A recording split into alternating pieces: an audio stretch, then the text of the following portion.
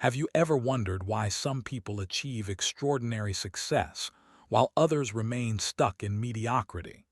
What separates those who consistently reach their goals from those who start strong but eventually fade away?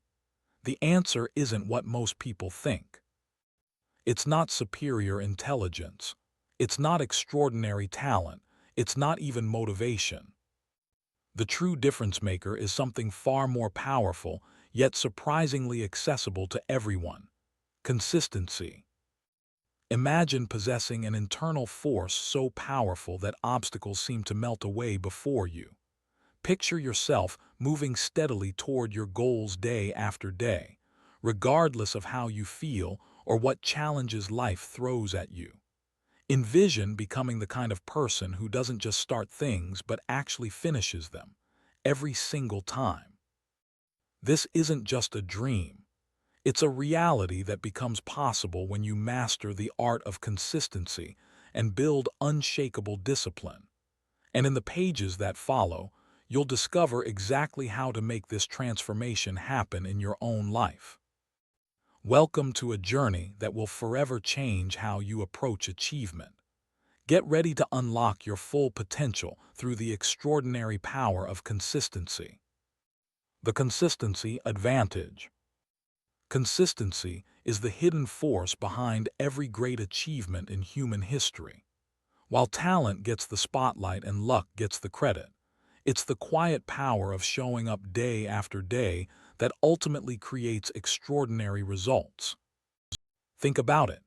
Every masterpiece, every innovation, every exceptional performance began not with a single brilliant moment, but with countless hours of consistent effort. The greatest musicians didn't become world-class through occasional bursts of practice, but through daily discipline spanning years. Successful entrepreneurs didn't build thriving businesses through sporadic work sessions, but through persistent action toward their vision.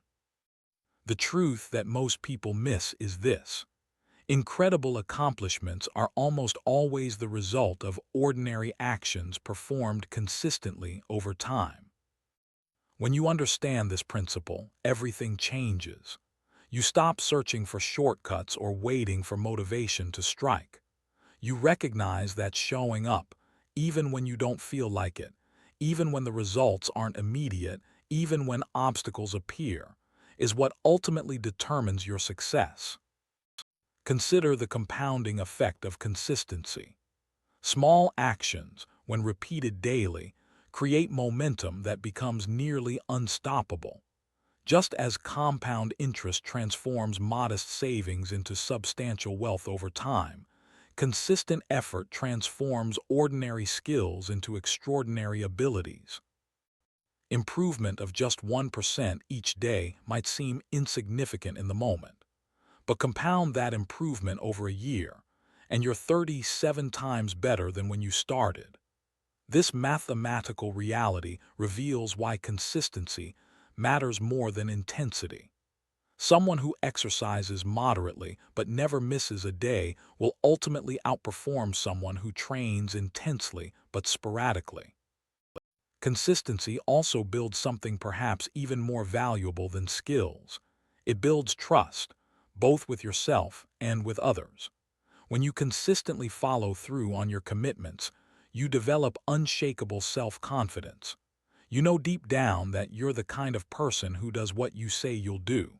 This self-trust becomes the foundation for tackling increasingly challenging goals. Similarly, when others see your consistency, they develop confidence in you. They know they can rely on you, which opens doors to opportunities that remain closed to inconsistent performers. In business, relationships, and every area of life, consistency creates trust that can't be gained any other way. But perhaps consistency's greatest power lies in how it transforms your identity. Each time you follow through on a commitment, you reinforce a self-image of someone who is disciplined and reliable. Over time, the actions that once required tremendous willpower become automatic expressions of who you are. You no longer need to force yourself to take action. It feels unnatural not to. This identity-level change creates a permanence to your progress that motivation alone never could. The most successful people understand that motivation is unreliable. It comes and goes like the tide, strong one moment and gone the next. Trying to accomplish significant goals using only motivation is like trying to cross the ocean relying on occasional gusts of wind. You might make some progress, but you'll spend most of your time drifting. Consistency, by contrast, is like installing an engine in your boat. It propels you forward regardless of whether the winds of motivation are blowing in your favor. Through consistency, you progress even on bad days, the days when you don't feel inspired, when obstacles arise, when distractions abound. This steady progress, not occasional bursts of effort, is what ultimately creates remarkable results. Think about any skill you've mastered in your life. Perhaps it's driving a car, using a computer, or communicating in your native language. These abilities likely feel effortless now, but they weren't always that way. You developed mastery through consistent practice until the skills became second nature. The same principle applies to achievement in any area. Steady, persistent action eventually creates seemingly effortless excellence. Consistency also eliminates the decision fatigue that derails many people's efforts. When something becomes a non-negotiable part of your routine, you no longer waste mental energy deciding whether to do it. You just do it, preserving your willpower for other challenges. This automation of important behaviors is what allows high achievers to maintain multiple success habits simultaneously. Another overlooked advantage of consistency is how it allows you to accurately evaluate what's working. When your efforts are inconsistent, it's difficult to determine whether a strategy is ineffective or simply hasn't been implemented consistently enough to show results. Consistent action provides clear feedback that allows for intelligent adjustment. Perhaps most importantly, consistency builds momentum that makes achievement easier over time. Each small win creates energy for the next step, and this growing force makes obstacles progressively easier to overcome. While inconsistent effort always feels difficult, consistent action eventually creates a self-reinforcing cycle where progress becomes not just easier but nearly inevitable. The path of consistency is not always exciting. In fact, it can sometimes feel boring or ordinary. Great achievements are often built through actions that would appear mundane to outside observers. The daily practice sessions, the regular work blocks, the consistent healthy choices. But within this seeming ordinariness lies extraordinary power. The difference between those who reach their potential and those who don't often comes down to this: the willingness to embrace consistency, even when it lacks immediate drama or excitement. The greatest among us understand that remarkable results come not from remarkable actions, but from unremarkable actions performed remarkably consistently. Consider how consistency separates professional athletes from amateurs. Both may have similar natural abilities, but professionals show up every day, not just when they feel energized or inspired. They follow structured training programs, maintain disciplined recovery practices, and consistently refine fundamental skills. This unrelenting consistency, more than any genetic advantage, is what enables them to perform at elite levels.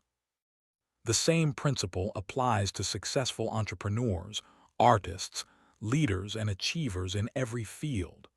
While the media might celebrate their overnight success, a closer look always reveals years of consistent effort that preceded their breakthrough moment. The apparent exception to this rule doesn't exist. Behind every seemingly sudden achievement lies prolonged consistency. Understanding the power of consistency also helps explain why talent alone is insufficient for significant achievement. History is filled with extraordinarily talented individuals who never realized their potential because they lacked the discipline to consistently develop their gifts. Meanwhile, those with perhaps less natural ability but greater consistency often go on to remarkable accomplishment. This insight should be tremendously encouraging. It means that extraordinary achievement isn't reserved for those with rare genetic advantages. Consistency is available to everyone. No matter your starting point, your background, or your natural aptitudes, you can harness the transformative power of showing up day after day. The consistency advantage also extends to resilience in the face of setbacks. When you build the habit of showing up regardless of circumstances, temporary failures lose their power to derail you. Instead of abandoning your path at the first sign of difficulty, you simply adjust your approach and keep moving forward. This resilience, born of consistency, is what enables long-term success in an unpredictable world. As you pursue consistency in your own life, it's important to recognize that perfection isn't the goal. Even the most disciplined individuals occasionally miss a day or fall short of their standards. The difference is that they don't allow temporary slips to become permanent abandonment. They get back on track immediately, maintaining the consistency that drives their progress. The power of consistency ultimately transforms not just what you achieve but who you become. Through consistent action, you develop qualities that serve you in every area of life: discipline, focus, resilience, and self-trust. These character attributes, more than any external accomplishments, represent the true value of the consistency advantage. As we move forward, you'll discover practical strategies for building consistency in your own life approaches that work not through willpower alone, but through intelligent systems and psychological insights. You'll learn how to overcome the common obstacles to consistency and how to establish habits that sustain themselves through intrinsic motivation. The path of consistency isn't always the most glamorous, but it is unquestionably the most effective. When you embrace consistency as your competitive advantage, you unlock a level of achievement that remains inaccessible to those who rely on sporadic effort, no matter how talented they might be. Consistency isn't just one way to achieve your goals. It's the fundamental principle that underlies all significant achievement. Master consistency, and you master the art of accomplishment itself. Why motivation fails, and what works instead. Motivation feels wonderful. That surge of energy, the clarity of purpose, the sense that anything is possible, it's a powerful force that can propel you into immediate action. But if you've ever tried to rely on motivation to achieve long-term goals, you've likely discovered a harsh truth. Motivation is fundamentally unreliable. This isn't a personal failing. It's human nature. Motivation is an emotion, and like all emotions, it fluctuates. Some days you feel inspired and driven. Other days you feel tired, distracted, or simply unmotivated. If your action depends on feeling motivated, your progress will inevitably be as inconsistent as your emotions. Think about the pattern most people follow when pursuing goals.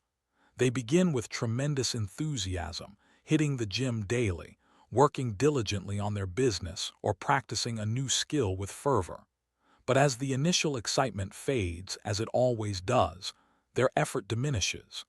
Soon they're taking action only on days when they feel like it, which become increasingly rare until eventually they abandon their goal entirely.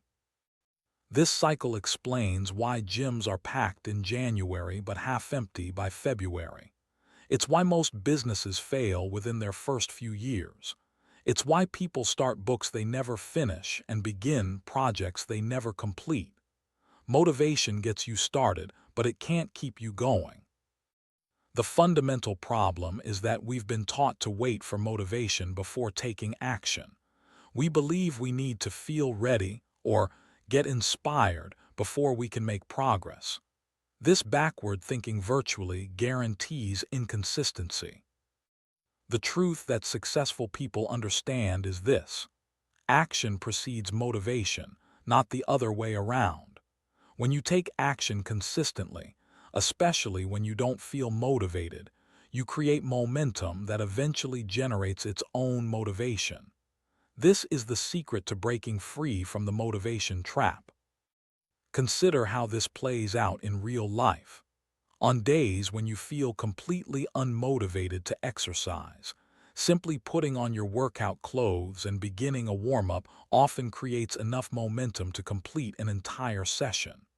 The initial action, taken despite the absence of motivation, actually generates motivation as you progress.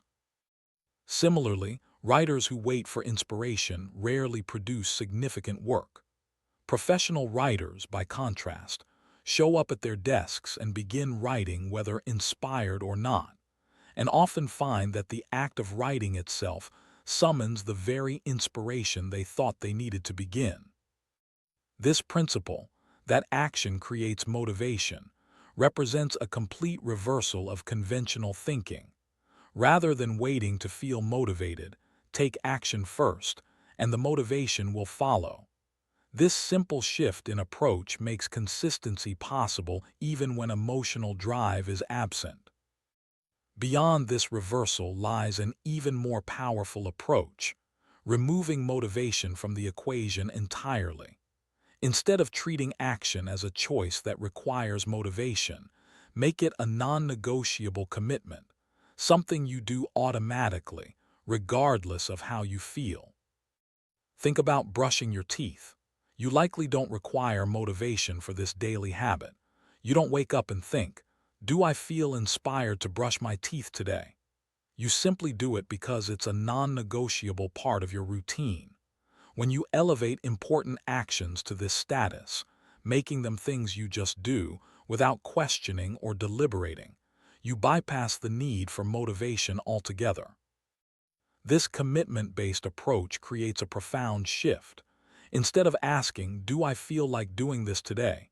you simply tell yourself, "This is what I do, regardless of how I feel." This mindset makes consistency automatic rather than something you must continually struggle to maintain. The most successful people in every field operate this way.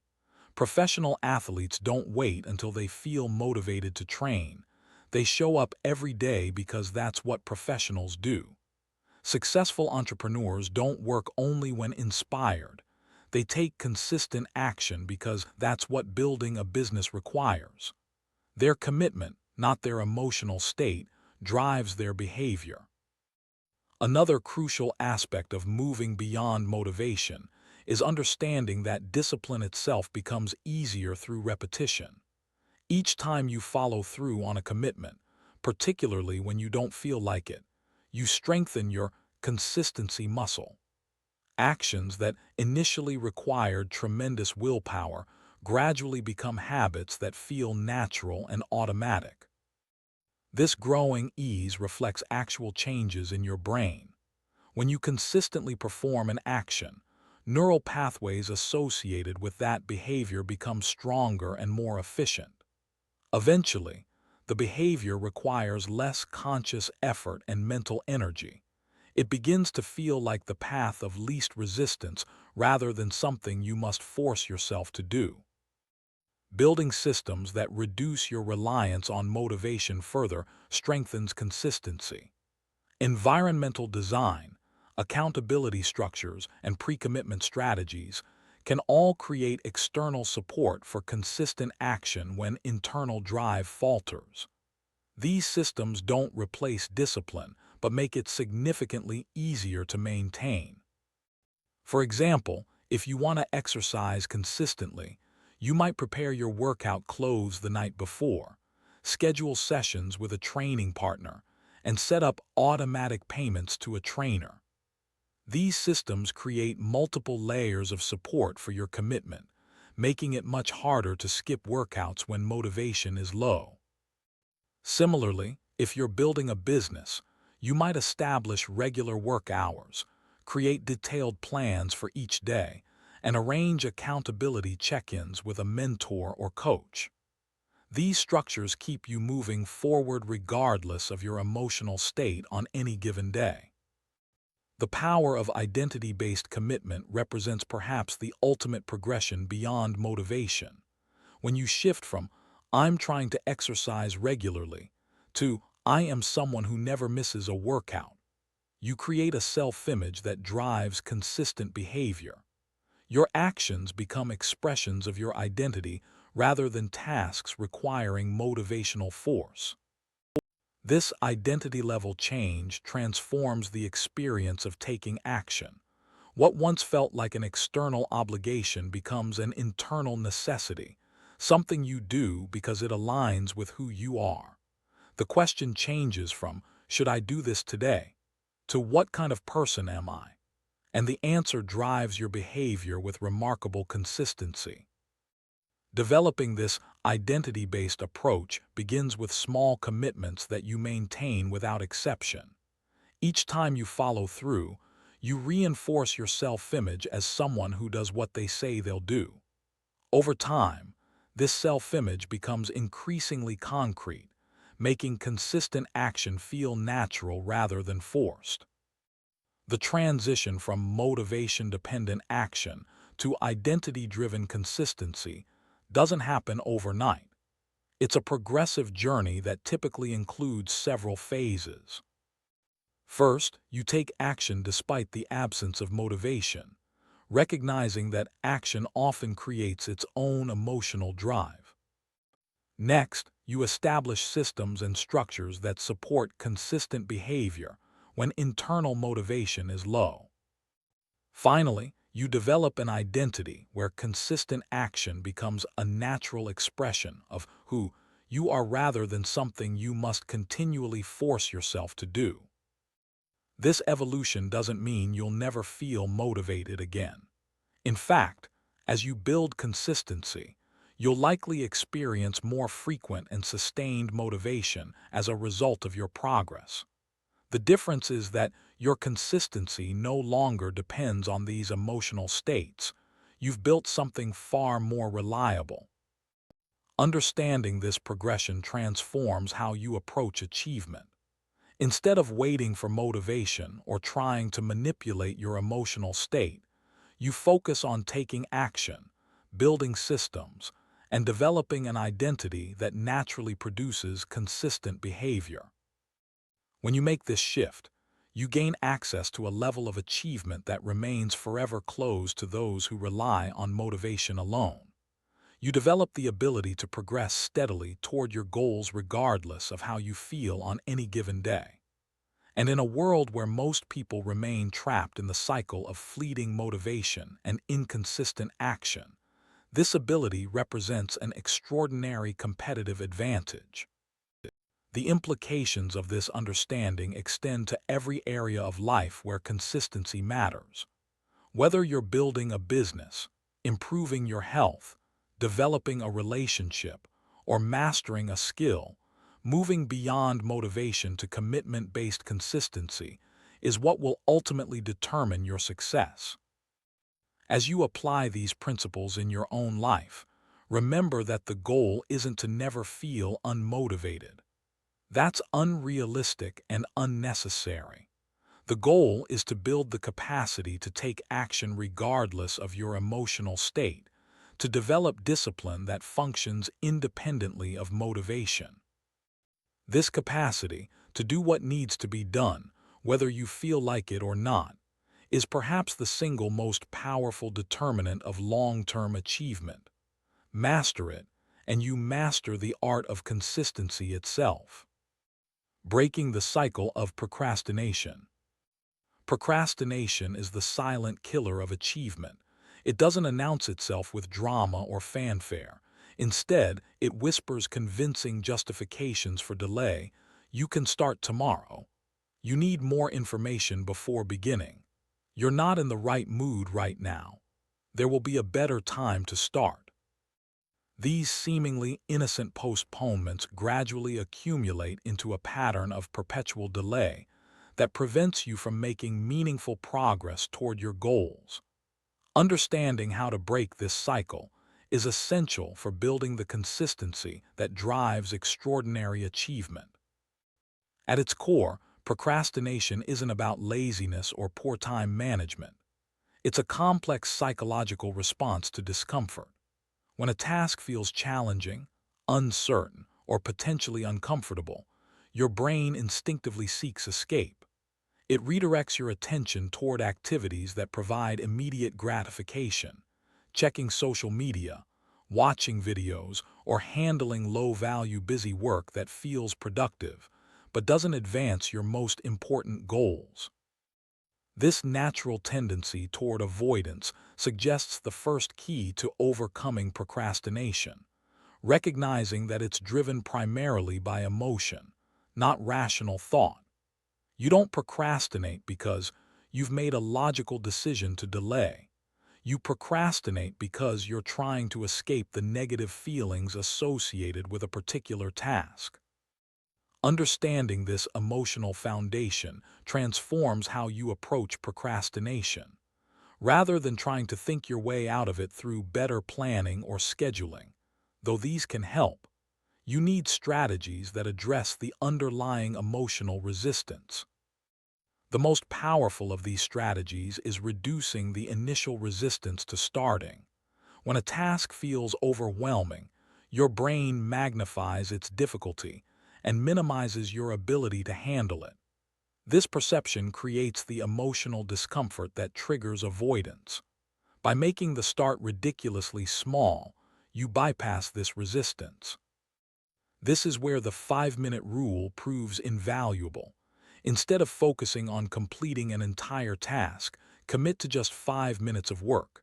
Tell yourself, I'll work on this for just 5 minutes, and if I want to stop after that, I can. This tiny commitment feels manageable even when motivation is low, which makes starting possible. What makes this approach so effective is that starting is almost always the hardest part. Once you begin working, several psychological shifts occur. First, you break the spell of avoidance that grows stronger the longer you delay. Second, you typically discover that the task isn't as difficult or unpleasant as your mind had projected. And third, you create momentum that often carries you well beyond your initial 5-minute commitment. Another powerful strategy for breaking procrastination involves addressing its environmental triggers. Your surroundings can either facilitate focus or encourage distraction. When your environment is filled with potential distractions, notifications pinging, social media within easy reach, background noise pulling at your attention, procrastination becomes almost inevitable. Reconfiguring your environment to support focus rather than distraction creates a powerful advantage. This might mean putting your phone in another room, using website blockers during work sessions, creating a dedicated workspace free from distractions, or using noise-canceling headphones to create auditory focus. These environmental adjustments don't require extraordinary willpower to maintain once they're established. They simply remove the constant temptations that would otherwise drain your limited reserves of self-control. The way you frame tasks also significantly impacts your tendency to procrastinate. When you view a task as burdensome, your mind naturally seeks to avoid it. But when you connect the same task to your deeper values and goals, it transforms from an obligation into an opportunity. This reframing involves asking better questions. Instead of thinking, I have to do this, ask yourself, how does completing this task serve my larger purpose? Or, what opportunities will this work create? Or even simply, what about this task might I find interesting or engaging? These questions shift your focus from the potential discomfort to the potential value, which reduces the emotional resistance that drives procrastination. You're no longer trying to force yourself to do something unpleasant. You're choosing to engage with something meaningful. Breaking large tasks into smaller, clearly defined steps further dismantles procrastination. Your brain naturally avoids ambiguous or overwhelming challenges. When you're facing a task like write report or launch business, the lack of specific next actions creates uncertainty that triggers avoidance. By breaking these large projects into precise, manageable steps, you create clarity that reduces resistance. Instead of write report, your task becomes write introduction paragraph or create outline for section 1. These concrete actions feel doable, which makes starting much easier. The powerful strategy of time blocking addresses another common driver of procrastination: the ambiguity of when you'll do something. Vague intentions like, "I'll work on this sometime today," or "I'll get to this when I have time," almost guarantee procrastination because they leave room for continual postponement. Time blocking involves designating specific periods for particular tasks or projects. Rather than simply adding items to a to-do list, you actually schedule when you'll work on them.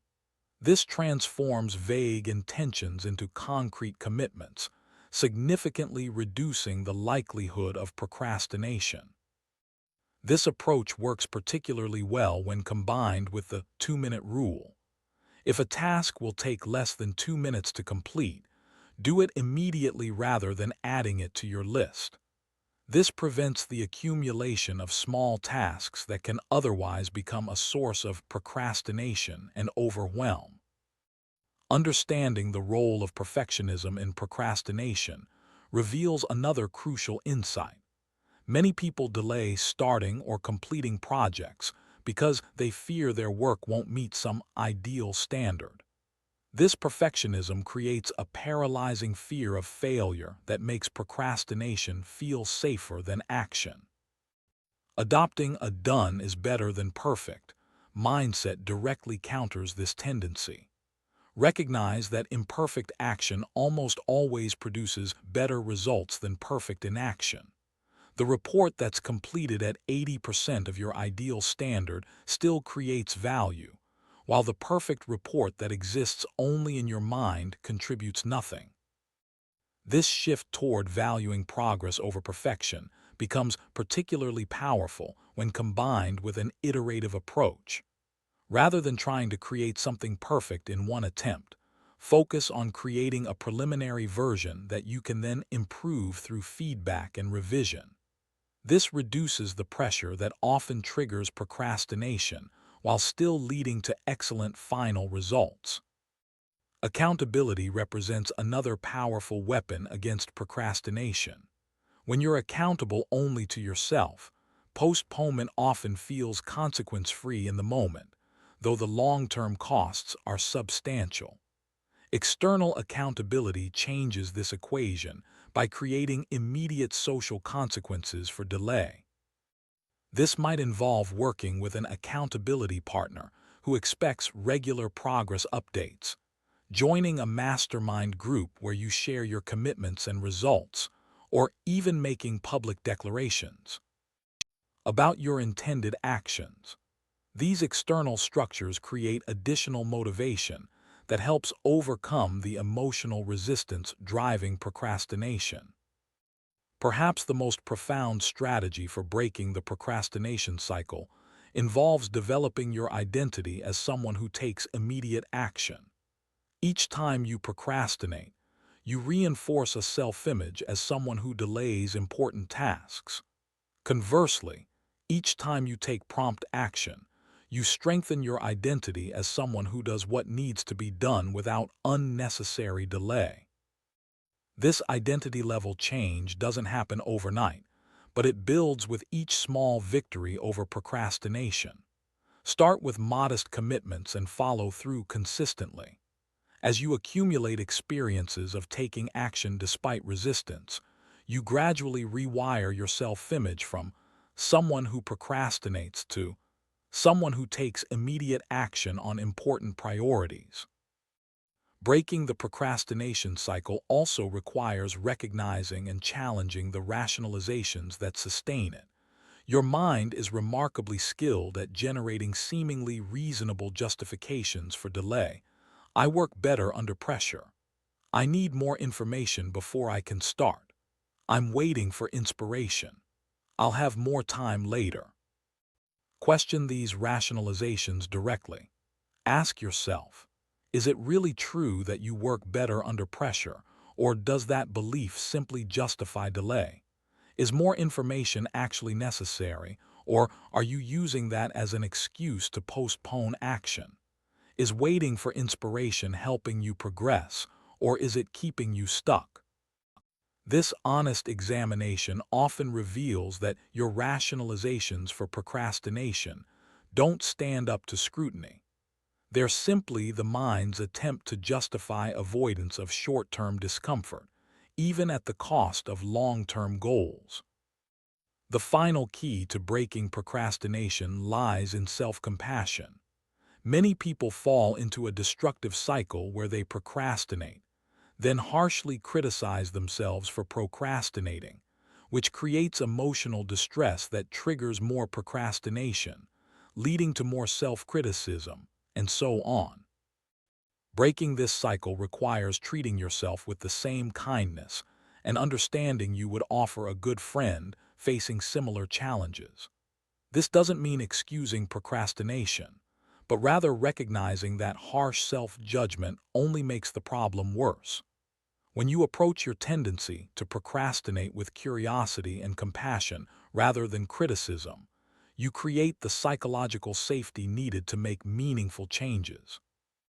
As you implement these strategies, remember that overcoming procrastination isn't about achieving perfect productivity. Everyone occasionally postpones tasks, and that's not necessarily problematic. The goal is breaking the pattern of chronic procrastination that prevents you from making consistent progress toward what matters most. Start with small victories. Each time you choose action over delay, you weaken procrastination's hold and strengthen your capacity for consistent follow-through. These small wins gradually accumulate into a transformed relationship with action, one where you naturally move toward what's important rather than away from what's uncomfortable. By addressing the emotional drivers of procrastination, redesigning your environment, breaking tasks into manageable steps, establishing accountability, and building an action-oriented identity, you create a comprehensive approach that gradually dismantles even deeply entrenched patterns of delay. The result isn't just improved productivity. It's the liberation of your potential that occurs when you consistently translate intentions into action. Breaking free from procrastination allows you to build the consistency that ultimately determines how much of your capacity you actually realize in the world. Training your mind for daily discipline. Discipline isn't a personality trait you're born with. It's a mental skill you can systematically develop. Just as physical training transforms your body, mental training can reshape your capacity for consistent action. Understanding how to train your mind for discipline creates the foundation for extraordinary achievement in any area of life. At its core, discipline requires managing the constant tension between your immediate desires and your long-term goals. Your brain naturally gravitates toward instant gratification, the immediate pleasure of relaxation, entertainment, or distraction. Building discipline means developing the mental strength to override these automatic tendencies when they conflict with your deeper priorities. This capacity doesn't develop through wishful thinking or motivational quotes.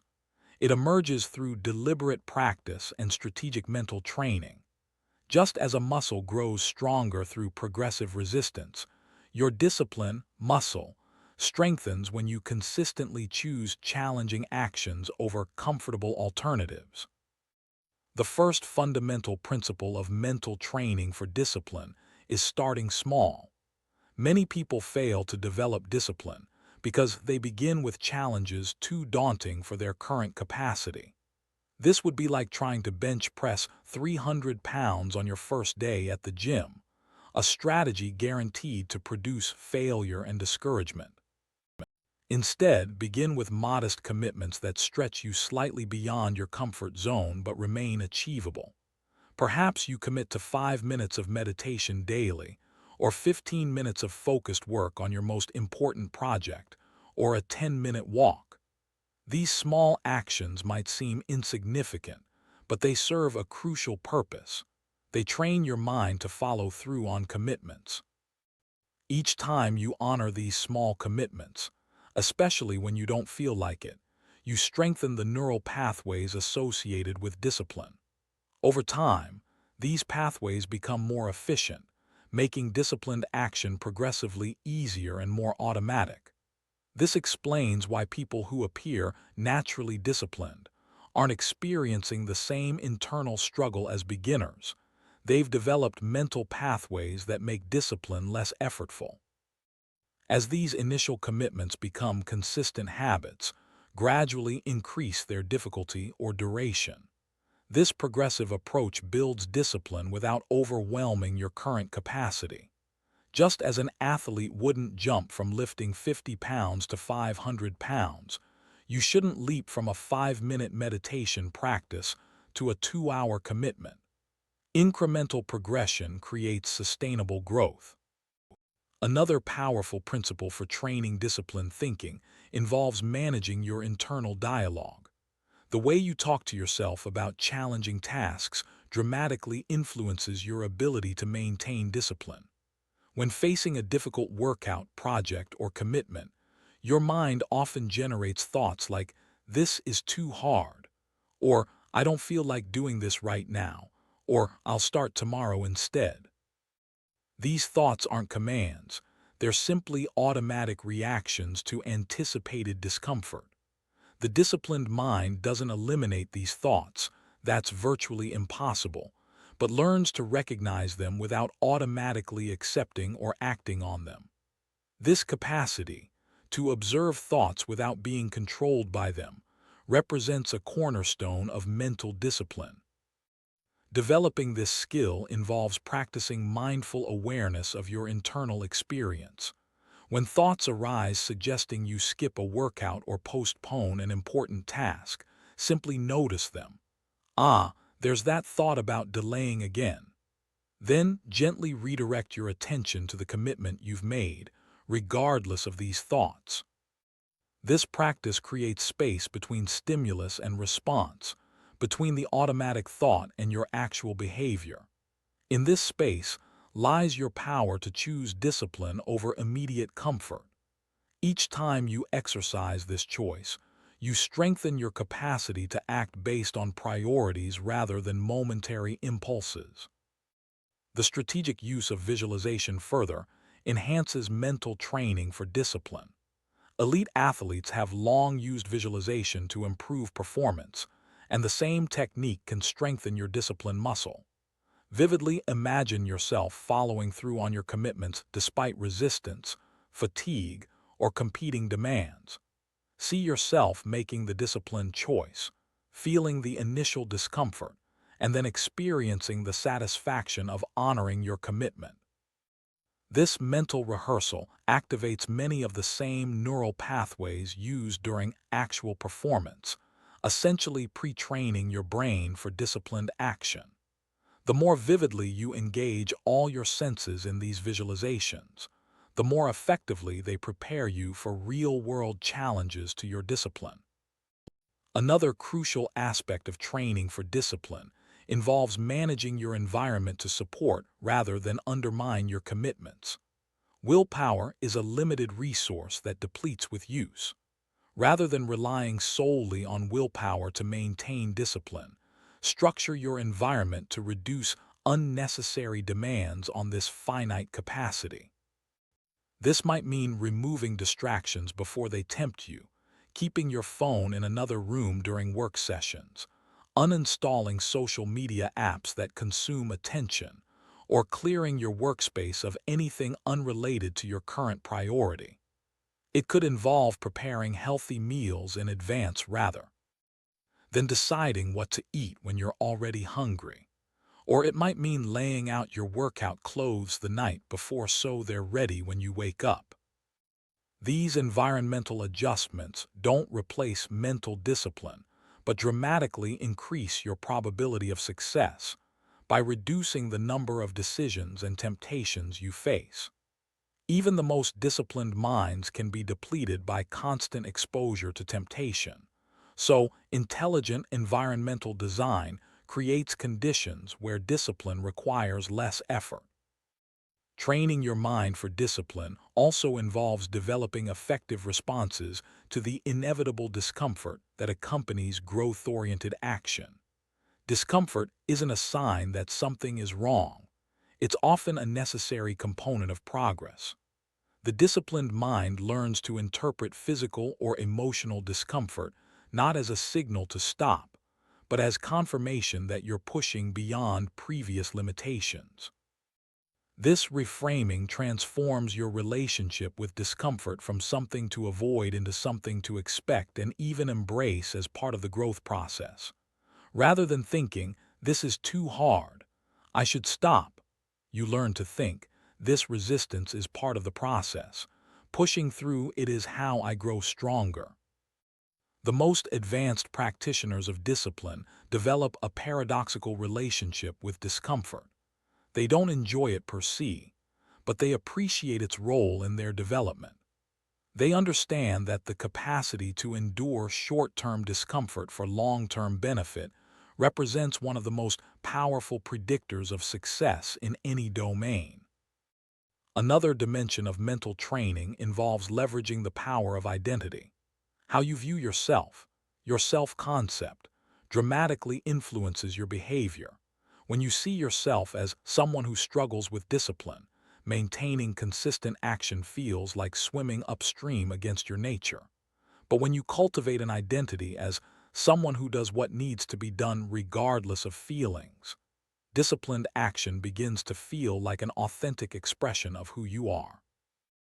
This identity shift doesn't happen through positive affirmations alone. It develops through consistent evidence that contradicts your previous self-concept. Each time you follow through on a commitment despite resistance, you accumulate evidence that you are indeed a disciplined person. Over time, this evidence transforms your identity from the inside out, making disciplined action increasingly natural. The role of your focus in maintaining discipline cannot be overstated. Whatever captures your attention dominates your thinking and ultimately shapes your behavior.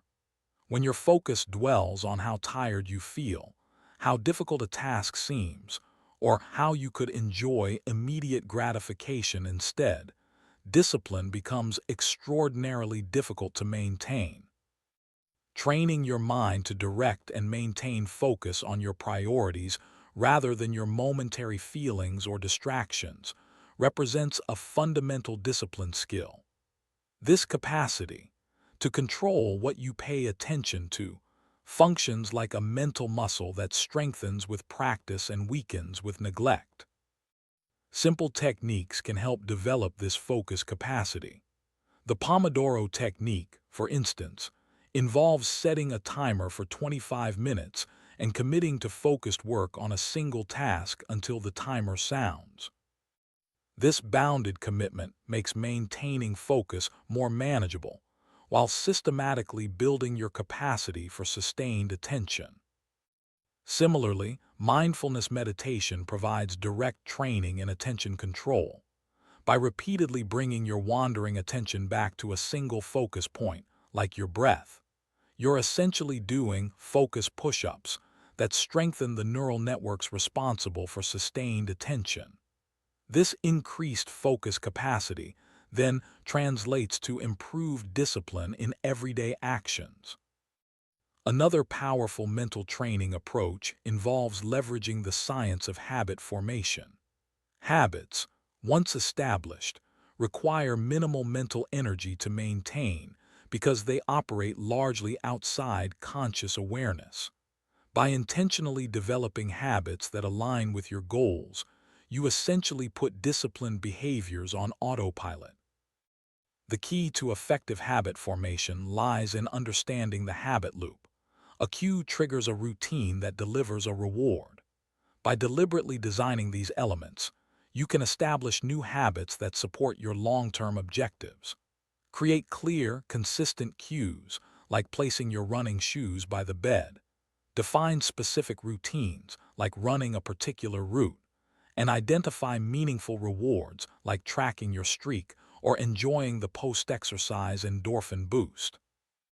As these habits become established through consistent repetition, they require progressively less conscious effort to maintain. Activities that initially demanded significant discipline gradually become your default behaviors, things you do automatically without deliberation or struggle. This represents the ultimate form of discipline, behaviors that align with your goals and occur without requiring continual force of will.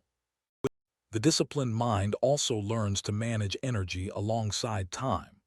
Traditional productivity approaches focus primarily on time management, but discipline often falters not because you lack time, but because you lack the energy needed for focused effort. Understanding your personal energy patterns and aligning your most demanding tasks with your peak energy periods significantly enhances your capacity for disciplined action. This might mean scheduling creative or analytically complex work during your natural high-energy hours and reserving lower-energy periods for more routine tasks. It could involve recognizing that willpower typically peaks in the morning for most people and declines throughout the day, suggesting that challenging commitments should be scheduled earlier when possible. Energy management extends beyond scheduling to include practices that restore depleted mental resources. Brief periods of complete disconnection from work, true breaks without digital distractions, allow your brain to recharge. Physical movement, even a short walk, increases blood flow to the brain and reduces mental fatigue. Proper nutrition, hydration, and sleep create the physiological foundation for sustained mental performance. These restoration practices aren't indulgences or distractions from discipline. They're essential components of a sustainable approach. Just as a car cannot run indefinitely without refueling, your mind cannot maintain discipline without appropriate recovery. The most disciplined individuals don't ignore their need for restoration. They deliberately incorporate it into their routines. Another dimension of mental training involves developing effective responses to inevitable setbacks. No matter how disciplined you become, you will occasionally fall short of your standards, missing a workout, breaking a dietary commitment, or failing to complete an important task. How you respond to these moments largely determines whether they become temporary blips or the beginning of extended backsliding. The untrained mind typically responds to discipline lapses with harsh self-criticism. I'm so weak. I have no willpower, or complete abandonment. I already broke my diet. I might as well eat whatever I want now. Both reactions undermine future discipline.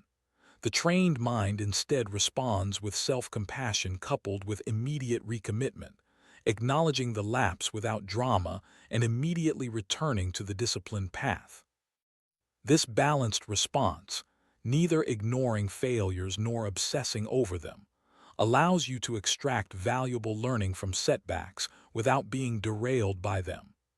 Each recovery from a lapse actually strengthens your discipline muscle, teaching your brain that temporary failures don't need to become permanent ones. The mental training principle of implementation intentions addresses another common challenge to discipline: the gap between general intentions, "I'll exercise more," and specific actions. Research shows that predeciding exactly when, where, and how you'll take action dramatically increases follow-through. Rather than, "I'll work on my business plan this week," an implementation intention would be, "I'll work on my business plan at my desk for 45 minutes immediately after breakfast on Tuesday and Thursday." This specificity eliminates the decision fatigue that often leads to procrastination. When the predetermined time arrives, you don't need to decide whether to act or how to proceed. You simply execute the plan you've already established. This reduces the cognitive load associated with disciplined action and increases the probability of consistent follow-through. The mental skill of chunking further enhances discipline by breaking seemingly overwhelming tasks into manageable segments. Your brain naturally resists tasks that appear too large or complex, triggering the avoidance response that undermines discipline. By dividing intimidating projects into small, clearly defined steps, you transform what seemed impossibly daunting into a series of achievable actions. This approach works because starting is almost always the hardest part of disciplined action. Once you begin working on a chunk task, writing the introduction paragraph rather than writing the report, or organizing one drawer rather than cleaning the house, momentum often carries you forward. Each completed chunk also provides a sense of progress that motivates continued action. The strategic use of accountability provides another powerful lever for developing discipline. When you're accountable only to yourself, the immediate consequences of skipping a commitment often seem negligible. External accountability changes this equation by creating immediate social consequences for lapses in discipline. This might involve working with an accountability partner who expects regular progress updates, joining a group with shared commitments, or using services that impose financial penalties for missed targets. These structures don't replace internal discipline, but provide additional support during the developmental phase, much like training wheels help when learning to ride a bicycle. Perhaps the most powerful mental training approach involves reframing discipline itself. Many people view discipline as a form of deprivation, something that restricts freedom and limits enjoyment. This negative framing creates inherent resistance to disciplined action. The trained mind instead recognizes discipline as the ultimate form of freedom, the capacity to choose long-term fulfillment over momentary impulses. This perspective shift transforms discipline from something you force yourself to do into something you genuinely want to develop. You begin to see that undisciplined reactivity to immediate desires actually represents a form of unconscious slavery, while true freedom comes from the ability to act according to your highest values regardless of momentary feelings. As your mental training progresses, you'll notice that discipline becomes progressively less effortful. Actions that initially required significant willpower gradually become habits that feel natural and even necessary. The voice urging immediate gratification grows quieter, while your commitment to meaningful goals grows stronger. This evolution represents the ultimate success of mental training, the point where discipline becomes not just something you do, but an integral part of who you are. Remember that this transformation doesn't happen overnight. Just as physical training requires progressive overload and consistent practice over time, mental training for discipline demands patience and persistence. Begin with manageable commitments, gradually increase the challenge, and trust the compounding effect of consistent effort. Each small victory over resistance builds toward a transformed relationship with discipline. The journey toward greater discipline ultimately leads to a paradoxical discovery. What once felt like restriction becomes the foundation for unprecedented freedom and capability. Through disciplined action, you develop the power to direct your life according to your deepest values rather than momentary impulses. This capacity, to consistently translate intentions into action regardless of emotional fluctuations, represents perhaps the most valuable skill you can develop in any area of life. By implementing these mental training approaches, starting small, managing your internal dialogue, visualizing success, designing supportive environments, embracing productive discomfort, shifting your identity, controlling your focus, leveraging habit formation, managing energy, responding effectively to setbacks, using implementation intentions, chunking overwhelming tasks, establishing accountability, and reframing discipline itself. You build the mental foundation for consistent action that ultimately determines your results. Discipline isn't about perfection or rigid control. It's about developing the mental strength to align your daily actions with your most important values and goals. As you train your mind through these approaches, you'll discover that what once required tremendous effort gradually becomes your natural way of being in the world. How to push through resistance. Everyone who pursues meaningful goals eventually encounters resistance, that invisible force that tries to stop you just when you're making progress. It shows up as the sudden urge to check your phone when you're focusing on important work. It manifests as the voice in your head saying, "I'll start tomorrow instead," when you plan to exercise. It appears as the inexplicable fatigue that hits right when you sit down to work on your business or creative project. This resistance isn't random or accidental. It's a predictable response when you push beyond your comfort zone towards something significant.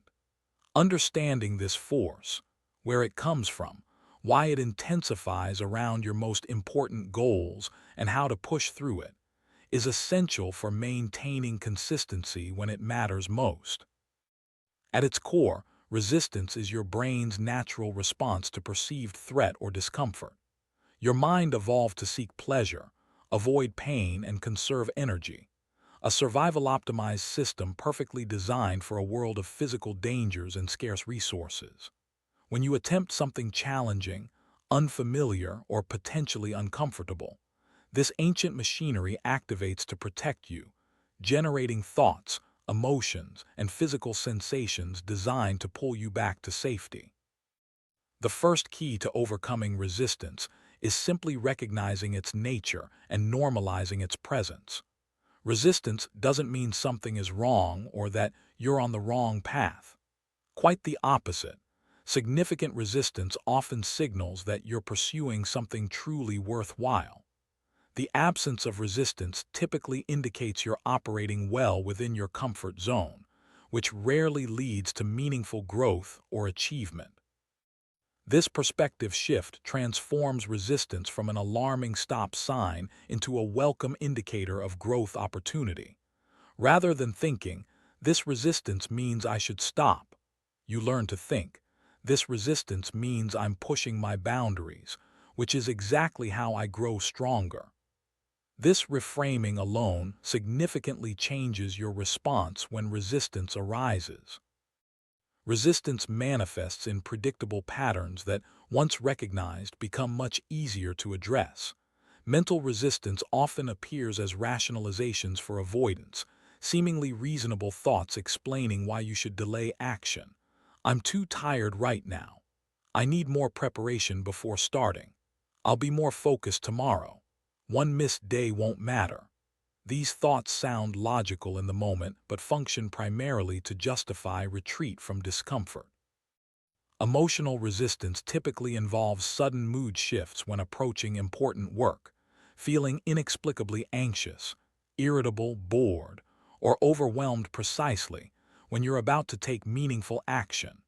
Physical resistance might include sensations of fatigue, restlessness, tension, or even mysterious headaches or stomach discomfort that arrive just in time to provide an excuse for avoidance. Environmental resistance involves sudden distractions that pull your attention away from important tasks, notifications, interruptions, or remembering urgent, unrelated tasks just as you sit down to focus. Social resistance includes subtle or explicit discouragement from others when you're pursuing growth that might threaten existing relationship dynamics. Understanding these resistance patterns allows you to expect and prepare for them rather than being caught off guard.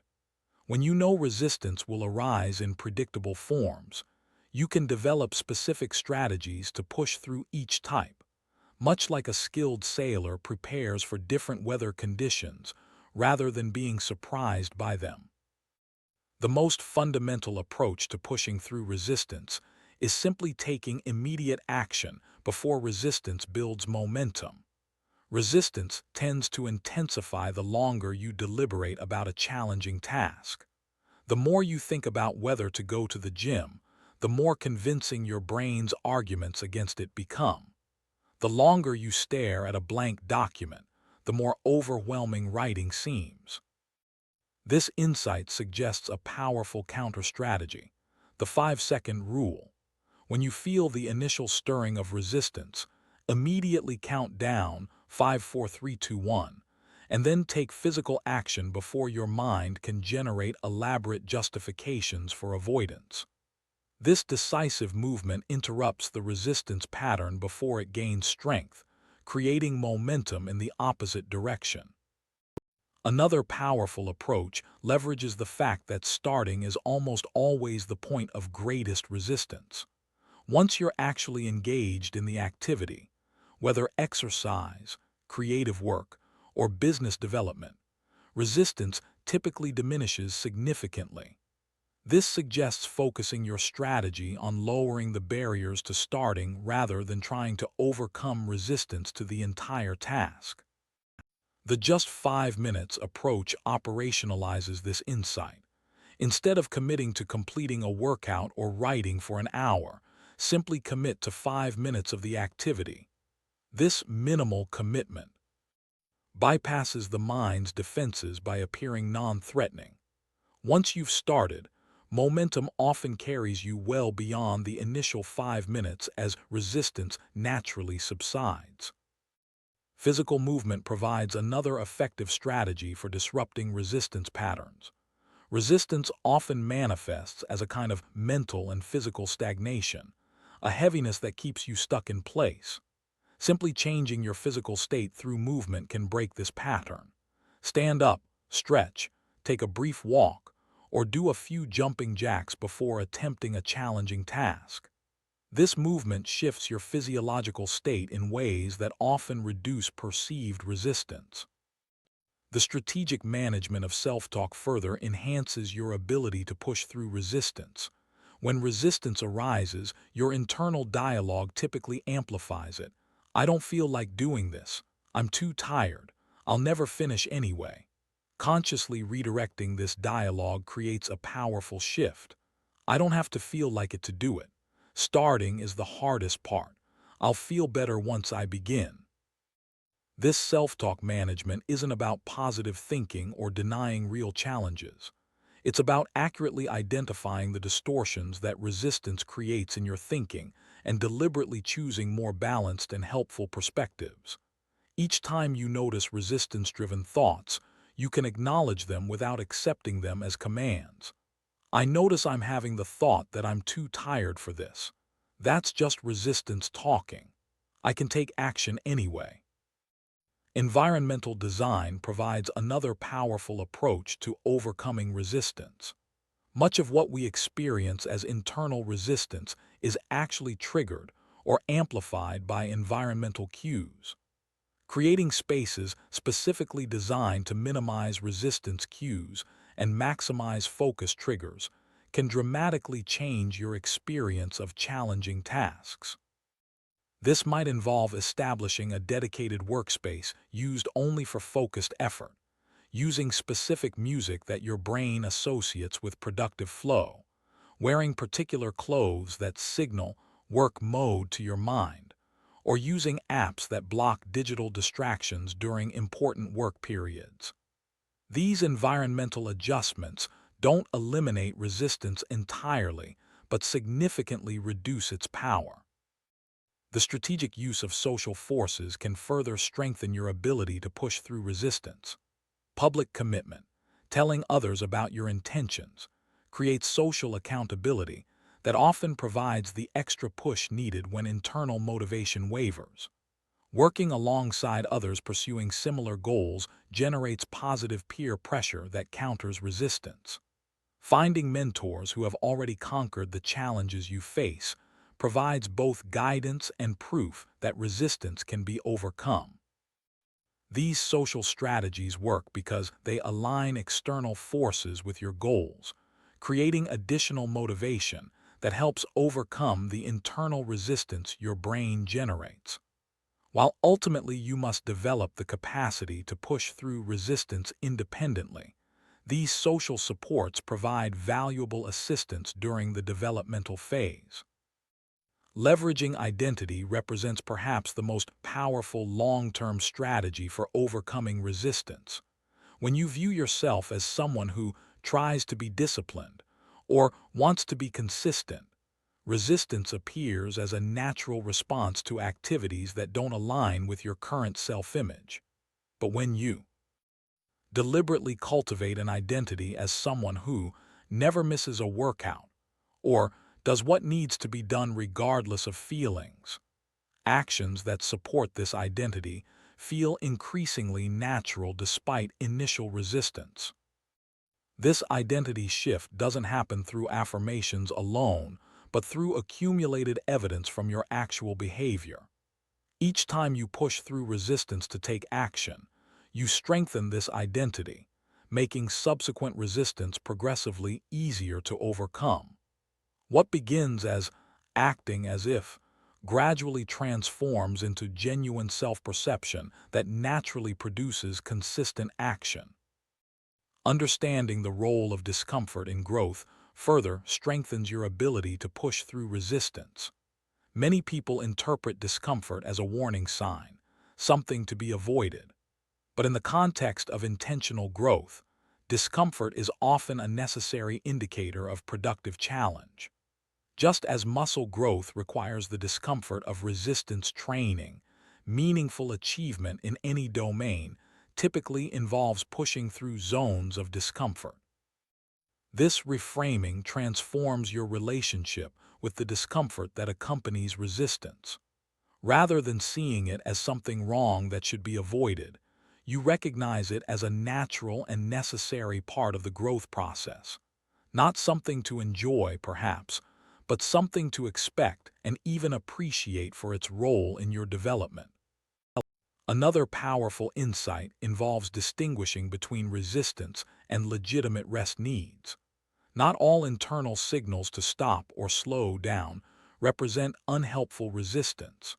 Sometimes your mind and body genuinely need recovery to perform optimally. Developing the discernment to distinguish between avoidance-driven resistance and authentic recovery needs represents an advanced aspect of this skill. Key indicators can help with this distinction. Resistance typically intensifies when you contemplate starting an important task, but diminishes once you're actually engaged. True fatigue, by contrast, generally increases during activity rather than decreasing. Resistance often generates vague, shifting reasons for avoidance, while genuine recovery needs usually present consistent, specific signals. Resistance frequently disappears when the challenging task is replaced with an entertaining alternative, while true recovery needs persist regardless of the activity. The strategic use of rewards can further enhance your ability to push through resistance. Your brain naturally moves toward pleasure and away from discomfort. By deliberately attaching rewards to completing challenging tasks, you create a counterbalance to the discomfort that generates resistance. These rewards don't need to be elaborate.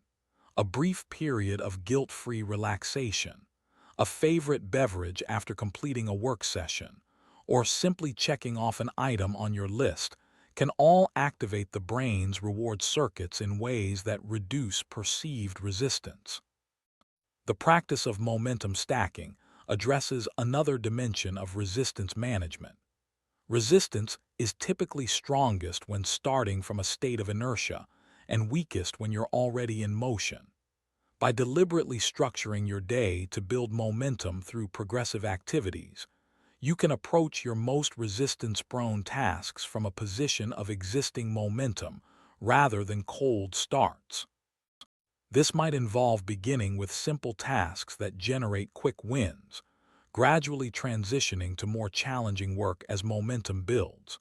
Or it might mean scheduling your most resistance-prone activities immediately after established habits that already possess strong momentum. This strategic sequencing leverages the physics of psychological momentum to reduce the perceived effort of important tasks. Another powerful approach involves tracking streaks of consecutive days taking a particular action. The motivation to maintain an unbroken streak often provides the extra push needed to overcome resistance on difficult days. Whether through a simple calendar, specialized apps, or other tracking methods, watching your streak grow creates additional motivation that helps counterbalance the resistance to showing up, particularly when you've already established a substantial streak. Pre-commitment strategies further strengthen your ability to push through resistance by essentially removing future decision points, where resistance typically appears. Instead of deciding each day whether to work out, you might pay for non-refundable training sessions scheduled in advance. Rather than deciding each morning whether to work on your most important project, you might pre-commit by scheduling it with colleagues who expect your participation. These strategies work by creating additional consequences for yielding to resistance, tipping the decision scales toward consistent action. Perhaps the most nuanced aspect of overcoming resistance involves embracing its presence while refusing to grant it decision-making authority. Resistance isn't something you can permanently eliminate. It's a natural response to growth challenges that will continue to arise as you pursue meaningful goals. The master skill isn't making resistance disappear, but developing the capacity to act effectively despite its presence. This approach involves allowing resistance to exist, acknowledging the thoughts, emotions, and sensations it generates, while simultaneously directing your behavior based on values and commitments rather than these temporary experiences. You might fully feel the fatigue, doubt, or discomfort while still taking the actions that align with your deeper intentions. This paradoxical stance, fully acknowledging resistance while refusing to be controlled by it, represents the mature relationship with resistance that characterizes high achievers in every domain. They don't deny or fight against the experience of resistance, which only intensifies it. Instead, they develop the capacity to carry resistance with them while moving toward what matters, much like a hiker might acknowledge the weight of a backpack without allowing it to prevent forward progress. As you implement these strategies, remember that the goal isn't to eliminate resistance entirely. That would likely indicate you're no longer pursuing challenging growth. The goal is developing the capacity to recognize resistance for what it is and to continue taking effective action despite its presence. This capacity, to feel resistance without being stopped by it, represents one of the most powerful skills you can develop in any area of life.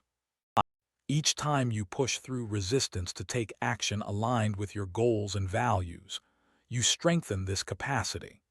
What initially feels like a difficult battle gradually transforms into a more natural process of acknowledging resistance while continuing to move forward. This evolution doesn't mean resistance disappears, but rather that your relationship with it fundamentally changes from one of struggle to one of confident capability. The ability to push through resistance ultimately determines how much of your potential you actually realize in the world. Every significant achievement requires venturing beyond comfortable territory into zones where resistance naturally arises. Those who develop the capacity to move forward, despite this resistance, access possibilities that remain forever closed to those who retreat whenever resistance appears. By implementing these strategies, recognizing resistance patterns, taking immediate action, lowering barriers to starting, using physical movement, managing self-talk, designing supportive environments, leveraging social forces, cultivating a consistent identity, reframing discomfort, distinguishing between resistance and recovery needs, using strategic rewards, building momentum, tracking streaks, establishing pre-commitments, and embracing resistance without being controlled by it. You develop the capacity to maintain consistency precisely when it matters most, when the path becomes challenging. This capacity doesn't just determine your external achievements, it transforms your relationship with challenge itself. What once felt threatening becomes merely interesting. What seemed impossible becomes simply difficult. And what appeared as obstacles become opportunities to demonstrate the person you've become.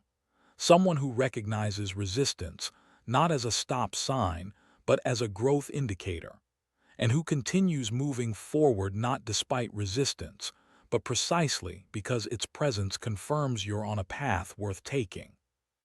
The role of habits in long-term success. Behind every extraordinary achievement lies a hidden architecture of habits, those automatic behaviors that occur with minimal conscious effort, yet cumulatively determine our results. While goals capture our imagination and motivation provides initial energy, it's habits that ultimately deliver long-term success. Understanding the pivotal role habits play in achievement transforms how you approach consistency. Rather than relying on willpower or motivation, both limited and fluctuating resources, you systematically develop automated behaviors that naturally produce the outcomes you seek. This shift from effortful self-control to effortless habit represents one of the most powerful leverage points for creating lasting success. At their core, habits are simply automated responses to specific cues in your environment. When you see a traffic light turn red cue, you automatically press the brake response without conscious deliberation. This automation, developed through repetition, allows complex behaviors to occur with minimal mental effort, freeing your limited conscious attention for novel challenges rather than routine actions. The power of this automation becomes evident when you consider that research suggests up to 40% of our daily actions aren't conscious decisions, but habits, behaviors executed automatically in response to contextual cues. These aren't just simple actions like brushing teeth or fastening seatbelts. Habits can encompass complex behavioral patterns that fundamentally shape our health, productivity, relationships, and virtually every dimension of life. This reality presents both challenge and opportunity. If negative habits control significant portions of your behavior, consistency with positive intentions becomes extraordinarily difficult. But when you deliberately engineer positive habits aligned with your goals, consistency becomes progressively easier, eventually feeling like the path of least resistance rather than a daily struggle against your natural tendencies. Understanding the habit loop, the three-part process through which habits form and operate, provides the foundation for this engineering. Every habit consists of a cue that triggers the behavior, a routine that constitutes the actual behavior, and a reward that reinforces the pattern. By systematically designing these elements, you can establish new habits that support your most important goals. For example, if you want to develop a daily exercise habit, you might identify a specific cue, workout clothes laid out the night before. Establish a clear routine, a 30-minute morning workout, and ensure a meaningful reward, tracking your streak, enjoying post-workout endorphins, or a favorite recovery drink. As this loop repeats consistently, what began as a conscious decision gradually transforms into an automatic pattern requiring minimal deliberate effort. This automaticity represents the true power of habits in creating long-term success. While motivation and willpower fluctuate daily, habits continue to operate regardless of your emotional state. The person who has established a strong exercise habit doesn't debate whether to work out based on momentary feelings. They simply do it, often feeling strange or uncomfortable if they don't. The habit has become part of their identity, operating below the level of conscious choice. The compound effect of these automatic behaviors over time creates extraordinary results. Consider how a daily writing habit of just 300 words, a modest 15-minute commitment, produces more than 100,000 words annually, equivalent to a substantial book. A habit of saving just $10 daily accumulates to $3,650 yearly plus compound interest. Small actions, when automated through habit formation, create outcomes far beyond what most people achieve through sporadic bursts of motivated effort. This compounding extends beyond the direct results of the habit itself. Each successfully established habit also strengthens your general habit formation capacity, making subsequent positive habits easier to develop. Just as building physical strength in one area often enhances performance in others, developing strong habits in one life domain creates positive spillover effects in others. Habit-based approaches to consistency offer another crucial advantage. They reduce decision fatigue. Every decision you make depletes your limited daily reserve of mental energy, regardless of the decision's importance. When key behaviors become habitual, they no longer require decision-making energy, preserving this precious resource for truly novel situations that demand creative thinking. This explains why many high achievers establish strong routines around everyday decisions like what to wear, what to eat for breakfast, or how to structure their mornings. These routines aren't about limiting freedom, but about eliminating low-value decisions that would otherwise consume energy better directed toward high-impact creative or strategic thinking. The strategic sequencing of habits further amplifies their power. Certain keystone habits appear to create a cascade of positive effects beyond their immediate impact.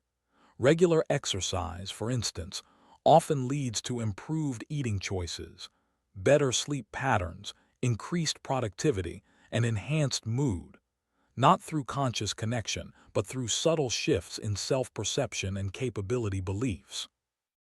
By identifying and establishing these keystone habits first, you create momentum that makes additional positive habits easier to develop, rather than trying to overhaul multiple behaviors simultaneously, a common approach that typically fails due to willpower limitations. Focusing initial effort on these foundational habits creates expanding ripples of positive change. The most powerful habits directly connect to identity, while outcome-based habits, I want to lose weight, or process-based habits, I need to exercise regularly, can be effective identity-based habits, I am someone who prioritizes health, create the strongest foundation for consistency. When a behavior becomes part of how you define yourself, maintaining it no longer feels like an external obligation but an expression of who you are. This identity reinforcement creates a self-perpetuating cycle. Each time you perform the habit, you accumulate evidence that you are indeed the kind of person who does this activity. This evidence strengthens your identity, which in turn makes the behavior feel increasingly natural and automatic. Eventually, breaking the habit would feel more uncomfortable than maintaining it, as it would contradict your established self-concept. The physical environment plays a crucial role in habit development and maintenance. Your surroundings constantly broadcast cues that trigger automatic behaviors, many of which occur outside conscious awareness. By deliberately designing your environment to support desired habits and eliminate triggers for unwanted behaviors, you create conditions where positive habits require less effort, while negative patterns become more difficult to maintain. This environmental engineering might involve placing your workout clothes where you'll see them immediately upon waking, keeping healthy snacks at eye level while storing less healthy options out of sight, positioning your work materials to minimize distraction triggers, or creating dedicated spaces associated with specific productive activities. These adjustments don't eliminate the need for initial discipline, but significantly increase the probability of consistent behavior. Social environments exert equally powerful influence on habit formation and maintenance. The behaviors common among your 5 closest associates strongly predict your own long-term patterns. This occurs through multiple mechanisms: direct observation, seeing others' habits; social reinforcement, receiving approval for certain behaviors; and shared environment, encountering similar cues and rewards. Strategically adjusting your social surroundings, spending more time with people who already practice habits you want to develop, creates an environment where desired behaviors feel normal rather than exceptional. While this doesn't replace personal responsibility, it does significantly improve your probability of maintaining consistency over time. Understanding the neurological basis of habits further enhances your ability to develop and maintain them effectively. Habits are physically encoded in neural pathways that become increasingly efficient through repetition. These well-established neural highways allow behaviors to execute with minimal cognitive load, explaining why habitual actions often feel easier and more natural than novel behaviors requiring conscious attention. This neurological reality explains why habits, once firmly established, can be remarkably persistent even when they no longer serve your goals. The neural pathways don't simply disappear when you decide to change. Instead, new competing pathways must be established through consistent practice of alternative behaviors, a process requiring patience and deliberate effort before the new pattern becomes the path of least resistance. This insight suggests several practical implications for habit development. First, consistency matters more than intensity, especially during initial formation. Daily practice, even for brief periods, builds neural pathways more effectively than occasional marathon sessions. Second, habit development requires patience. Research suggests anywhere from 18 to 254 days for full automation, with 66 days being the average.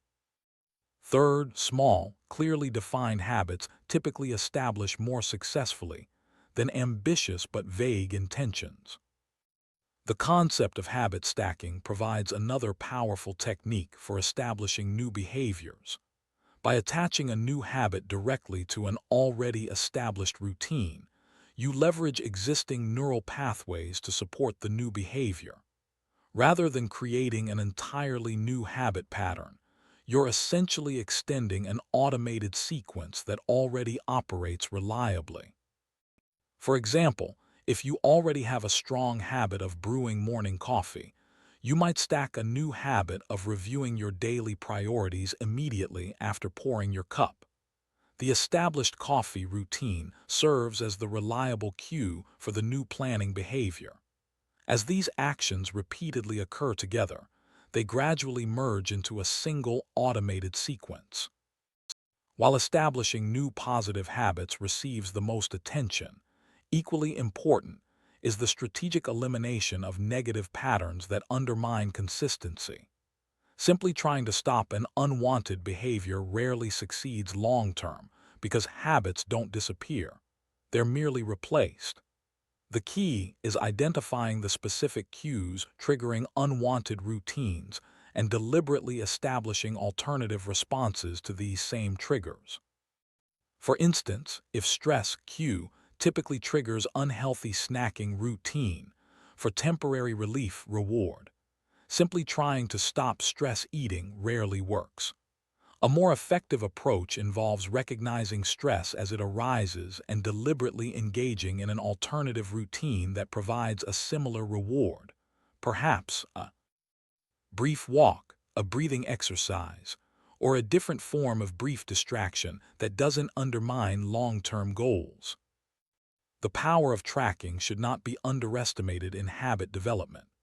Visible measurement of streak maintenance, whether through simple calendar marking, habit tracking apps, or other recording methods, provides both feedback and motivation that significantly enhance consistency. The desire to maintain an unbroken streak often provides the extra push needed on days when motivation is low, creating a bridge between initial discipline and full habit automation. This tracking benefit operates through multiple psychological mechanisms. It provides clear evidence of progress, activating the brain's reward circuitry. It creates a form of loss aversion, where breaking a streak feels disproportionately painful compared to the effort of maintaining it. And it establishes a visual reminder of your commitment that reinforces identity-level change. You literally see yourself becoming the person who consistently performs this behavior. The most sophisticated approach to habit development recognizes that falling off track occasionally is virtually inevitable. Rather than expecting perfect adherence, which often leads to abandoning the entire effort after a single miss, effective habit developers establish, if then, contingency plans for getting back on track immediately after disruptions. These plans might involve specific protocols for resuming the habit after travel, illness, or unusually busy periods. They might include lower threshold emergency versions of the habit that maintain the behavioral pattern, even when full implementation isn't possible. This resilience planning prevents temporary disruptions from becoming permanent derailments, a common pattern that undermines long-term consistency. As habits become established, the process of ongoing refinement further enhances their impact. Once a behavior operates automatically, you can direct attention toward optimizing its execution rather than simply maintaining consistency. This optimization might involve improving technique, increasing duration or intensity incrementally, or connecting the habit more explicitly to your larger goals and values. This refinement phase represents where mastery truly develops. While initial habit formation focuses on consistency regardless of performance quality, refinement brings conscious attention to the nuances of execution while maintaining the automaticity that ensures continued practice. This balanced approach, automated consistency combined with deliberate refinement, creates the conditions for exceptional long-term results. The ultimate expression of habit power comes when interrelated habits form systems that automatically move you toward important goals. Rather than requiring constant conscious monitoring, these habit systems create a kind of autopilot for success, a collection of default behaviors that naturally produce desired outcomes, even without continuous intentional oversight. For example, a writer might develop interconnected habits around idea capture, research, daily writing sessions, regular editing, and submission processes. Once established, this system automatically generates completed work without requiring the writer to continually force production through sheer willpower. The individual components, each automated through deliberate practice, combine to create reliable output even during periods of lower motivation. This system's approach represents the most sophisticated application of habits for long-term success. While individual habits create specific behavioral change, habit systems transform entire domains of your life into self-sustaining engines of achievement.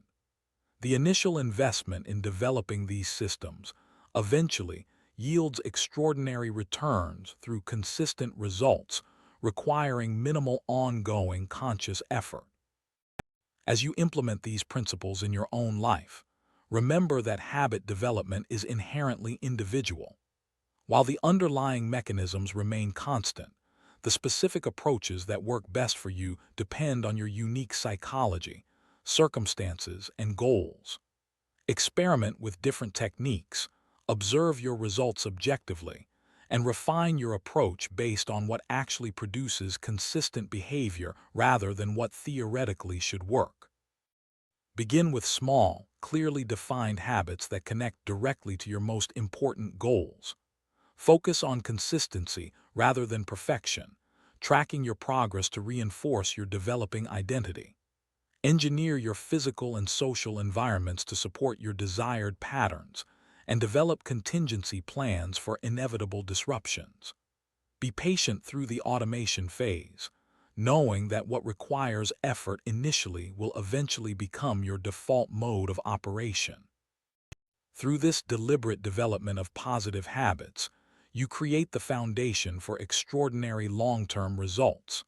While others continue to rely on the fleeting power of motivation or the limited resource of willpower, you establish automated systems that naturally produce the outcomes you seek. This habitual consistency, more than any burst of temporary effort, ultimately determines how much of your potential becomes reality. Overcoming mental barriers to stay consistent. Even with clear goals, strong motivation, and well-designed habits, mental barriers can still undermine consistency.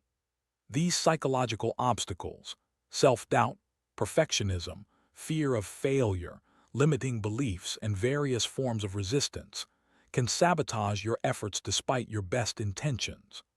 Understanding how to identify and overcome these internal barriers is essential for maintaining consistency when enthusiasm fades and challenges arise. The first step in overcoming mental barriers is simply recognizing their presence and influence.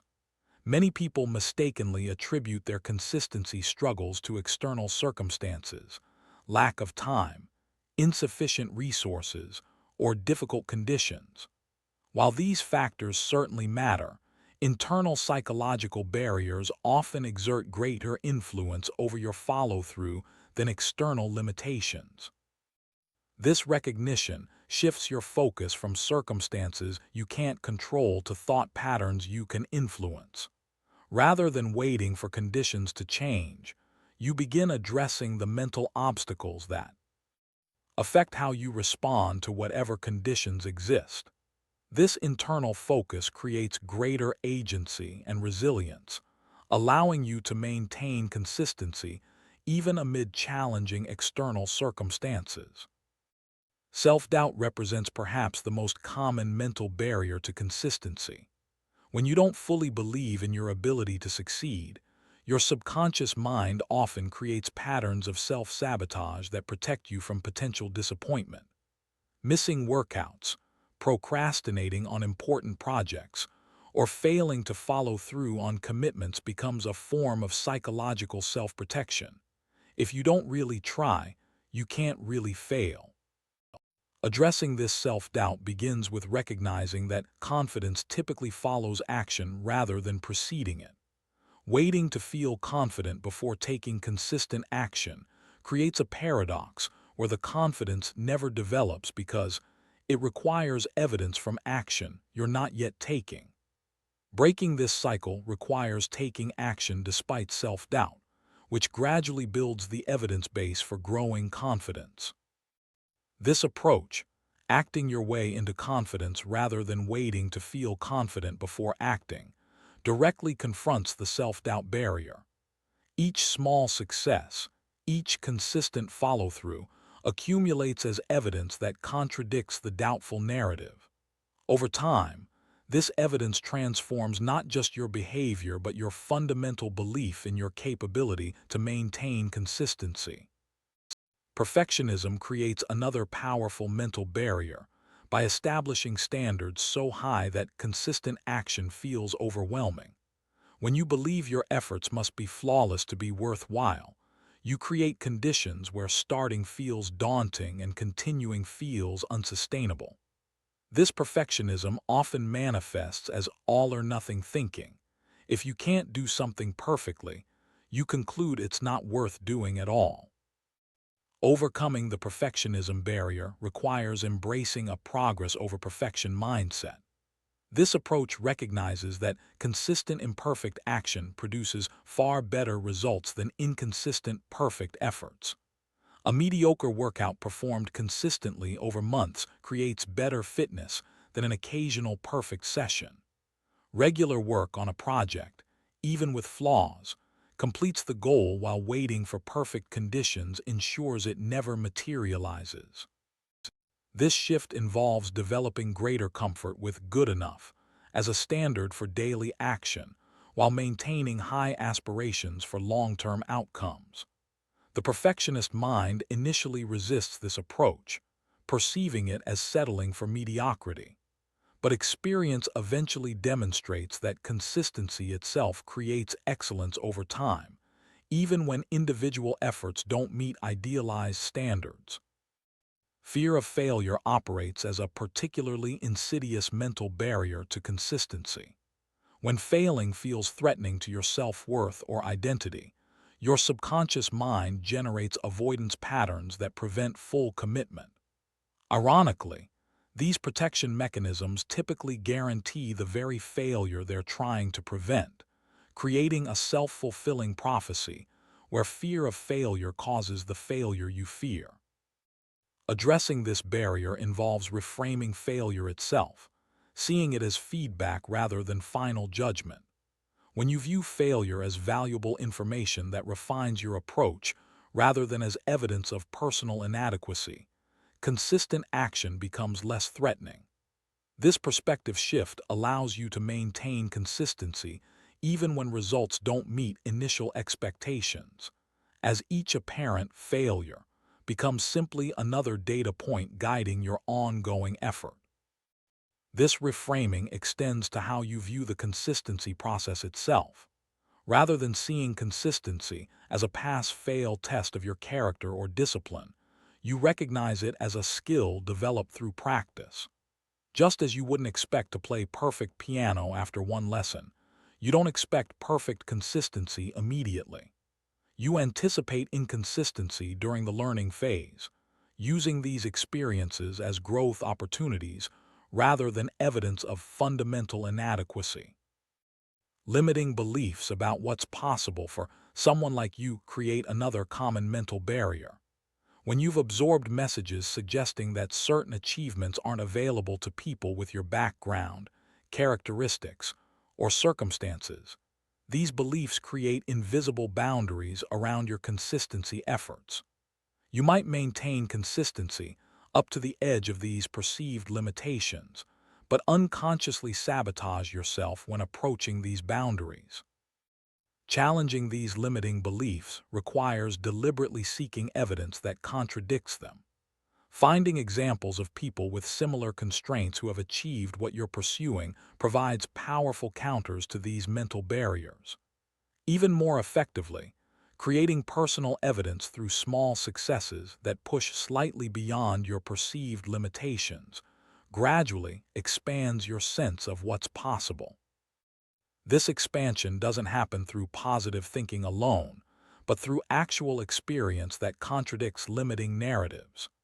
Each time you maintain consistency slightly beyond what you previously believed possible, you create concrete evidence against your limitations. These accumulated experiences gradually transform your sense of what's possible, removing mental barriers that previously seemed fixed and immovable. Comparison-based thinking represents another significant mental barrier to consistency. When you measure your progress, methods, or results against others, especially those with different starting points, resources, or circumstances, you create artificial standards that often undermine your follow-through.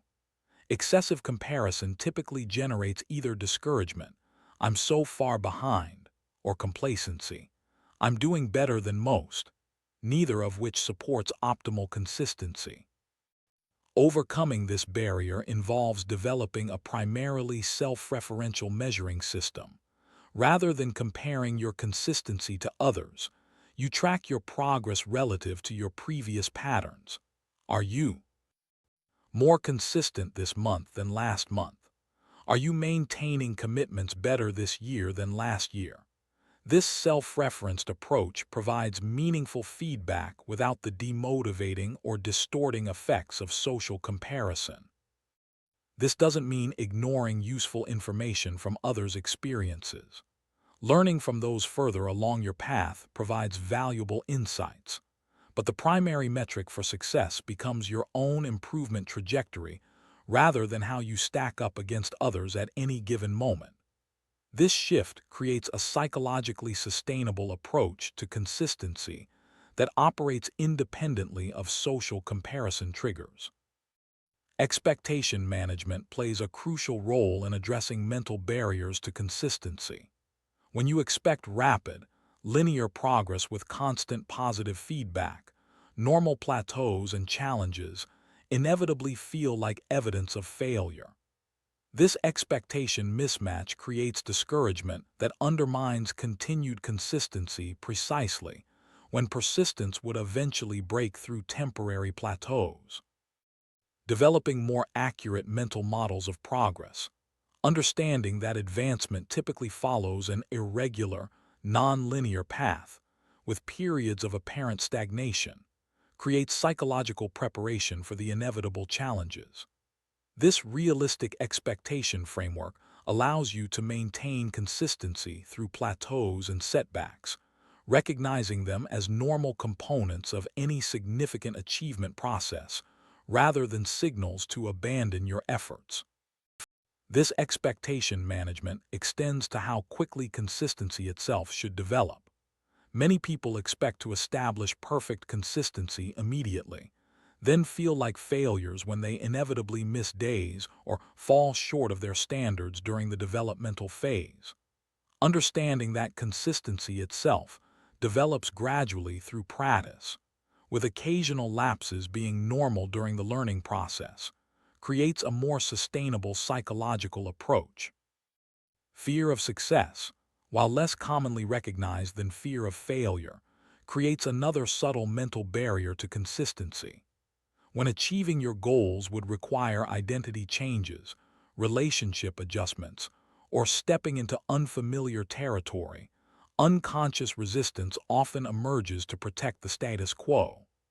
This resistance manifests as self-sabotage that undermines consistency, just as success appears within reach.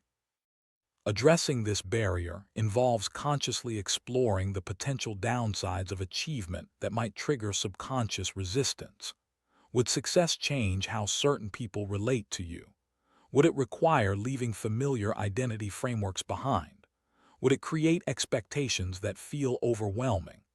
By bringing these concerns into conscious awareness, you can address them directly rather than allowing them to operate as hidden consistency saboteurs. This exploration often reveals that the imagined negative consequences of success are either unlikely to materialize or manageable if they do. This conscious processing reduces the subconscious threat response that would otherwise undermine consistency precisely when it's most crucial for breakthrough achievement. Psychological fatigue represents a particularly challenging mental barrier because it masquerades as physical limitation. When consistently pursuing challenging goals, especially during early phases before habits are fully established, you deplete limited willpower resources. This depletion creates genuine feelings of fatigue that make continued consistency feel impossible, even when physical energy remains available. Addressing this barrier involves developing psychological recovery strategies alongside physical rest. Brief mental breaks, meditation practices, nature exposure, social connection, and meaning reinforcement all help restore psychological resources depleted through consistency efforts. These deliberate recovery practices prevent the accumulated fatigue that would otherwise create seemingly impenetrable mental barriers to continued consistency. This recovery focus represents a crucial shift from viewing consistency as pure discipline to seeing it as a balanced cycle of exertion and restoration. Rather than forcing yourself to push through, mounting psychological fatigue, an approach that eventually leads to burnout and collapse, you deliberately incorporate recovery practices that sustain long-term consistency. Identity conflicts create particularly powerful mental barriers when your consistency goals require behaviors that contradict how you currently see yourself. If you've always identified as not a morning person, but your consistency plan involves early workouts, or if you see yourself as spontaneous, but need structured routines to achieve important goals, these identity conflicts generate powerful internal resistance. Addressing these barriers involves deliberate identity evolution alongside behavior change. Rather than trying to force behaviors that contradict your self-concept, you consciously develop bridge identities that allow transition. Perhaps you're not a morning person, but you are someone committed to finding solutions, or someone willing to experiment with new approaches when important goals are at stake. These bridge identities create psychological space for behavior change without triggering the intense resistance that comes from direct identity contradiction. As you accumulate experiences with the new behaviors, your identity naturally evolves to incorporate them, eventually transforming "I'm trying to become a morning person" into "I am someone who functions well in the morning." The mental barrier of competing priorities creates consistency challenges even with strong commitment to individual goals. When multiple important objectives require time and energy, career advancement, relationship development, health improvement, personal growth, the perceived competition between these priorities often leads to a scattered approach where none receives the consistency needed for meaningful progress. Addressing this barrier involves several approaches. First, recognizing that sequential focus often produces better results than simultaneous pursuit of multiple priorities. Rather than trying to make major consistency improvements in 4 areas simultaneously, perhaps focus primary effort on 1 or 2 while maintaining minimal viable consistency in others. Second, looking for integration opportunities where single activities serve multiple priorities. Perhaps the exercise commitment also becomes social connection time with a workout partner, or the career development project also builds skills relevant to a personal interest. These integrations reduce the perceived competition between priorities, making consistency feel more manageable. Third, developing clarity about true priorities rather than responding to whatever seems most urgent in the moment. This clarity allows for confident consistency decisions when time constraints force choices between competing commitments. Without this clarity, the mental barrier of priority conflict creates constant second-guessing that undermines consistency across all areas. The mental barrier of future focus undermines consistency when all your attention centers on eventual outcomes rather than present process. When you're exclusively focused on the weight loss target, business revenue goal, or skill mastery objective, the daily actions required feel like merely instrumental tasks to endure rather than experiences to engage with fully. This creates a psychological state where consistency feels like a burdensome means to a delayed end. Addressing this barrier involves developing process appreciation alongside outcome orientation. While maintaining clear sight of your ultimate objectives, you deliberately cultivate attention to the qualities available in the consistency process itself. You find aspects of the daily workout to enjoy regardless of fitness results. You discover engagement value in the business building process independent of revenue outcomes. You appreciate skill development sessions for their inherent challenge, beyond eventual mastery. This balanced focus creates sustainability that pure outcome orientation cannot provide. When you find genuine value in the consistency process itself, you establish intrinsic motivation that supplements the extrinsic pull of eventual outcomes. This combined motivation proves far more powerful for maintaining long-term consistency than either focus alone. The mental barrier of binary thinking, the tendency to evaluate consistency in all-or-nothing terms, creates particular vulnerability during inevitable imperfect periods. When you view consistency as either perfect or failed, a single missed workout transforms you from someone who exercises daily to someone who failed at exercising daily. This dramatic identity shift creates psychological conditions where continued inconsistency becomes almost inevitable. Addressing this barrier involves developing nuanced evaluation metrics that recognize degrees of consistency rather than binary categories. Instead of perfect or failed, you might assess consistency percentage or weekly average adherence. These graduated measures allow you to maintain a consistent identity even during imperfect periods, creating psychological conditions where returning to high consistency feels natural rather than requiring a complete restart. This shift from binary to spectral thinking extends beyond self-evaluation to how you view the consistency process itself. Rather than seeing rigid adherence to a single specific approach as the only valid form of consistency, you recognize that maintaining progress toward your objectives might involve methodological flexibility while preserving directional consistency. This adaptability creates resilience when original plans require modification due to changing circumstances. The arrival fallacy, the belief that achieving your goal will create permanent satisfaction, creates another subtle mental barrier to consistency.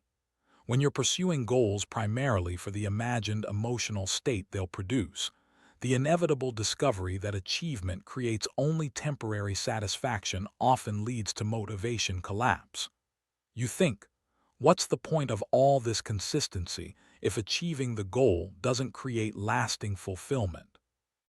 Addressing this barrier involves recognizing that meaningful achievement comes more from the person you become through consistent pursuit than from the momentary experience of reaching the target. The real reward isn't just the accomplishment itself, but the growth, capability development, and character transformation that consistency creates along the way. This perspective shift creates sustainable psychological conditions for ongoing consistency. Rather than maintaining discipline solely for some imagined emotional payoff at the finish line, you engage in consistent action as an expression of who you're becoming through the process itself. This approach generates fulfillment during the journey rather than postponing it to some future achievement moment. The mental barrier of measuring progress exclusively through external feedback creates consistency vulnerability during inevitable periods where visible results plateau. When you depend entirely on scale readings, audience metrics, performance evaluations, or other external indicators to validate your consistency efforts, these measurement systems essentially control your psychological state and, consequently, your continued discipline. Addressing this barrier involves developing internal measurement systems alongside external metrics.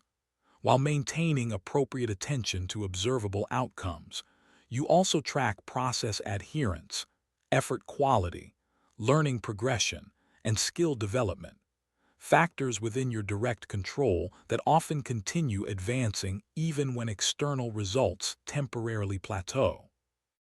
This balanced measurement approach creates psychological sustainability through progress plateaus that would otherwise undermine consistency. When external metrics temporarily stall, your internal measurements continue providing evidence of meaningful advancement, maintaining the motivation necessary for continued disciplined action until external results eventually reflect your ongoing development. The final mental barrier we'll explore involves emotional reasoning, the tendency to interpret feelings as reality. When maintaining consistency feels difficult, uncomfortable, or temporarily unrewarding, emotional reasoning translates these feelings into seemingly factual conclusions. This doesn't feel good, so it must not be right for me. Or this feels too hard, so I must not be capable of maintaining it. Or this doesn't feel rewarding yet, so it must not be worth continuing.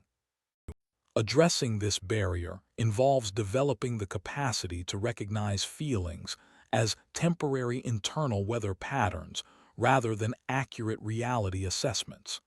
Just as you wouldn't use a cloudy day to conclude the sun has permanently disappeared, you learn not to use temporary emotional states to make definitive judgments about your consistency capacity or the value of your pursuits. This doesn't mean ignoring emotions as valuable feedback, but rather developing discernment about which feelings provide useful information and which simply reflect normal discomfort associated with growth challenges. This discernment allows you to maintain consistency through emotional fluctuations that would otherwise repeatedly derail your progress.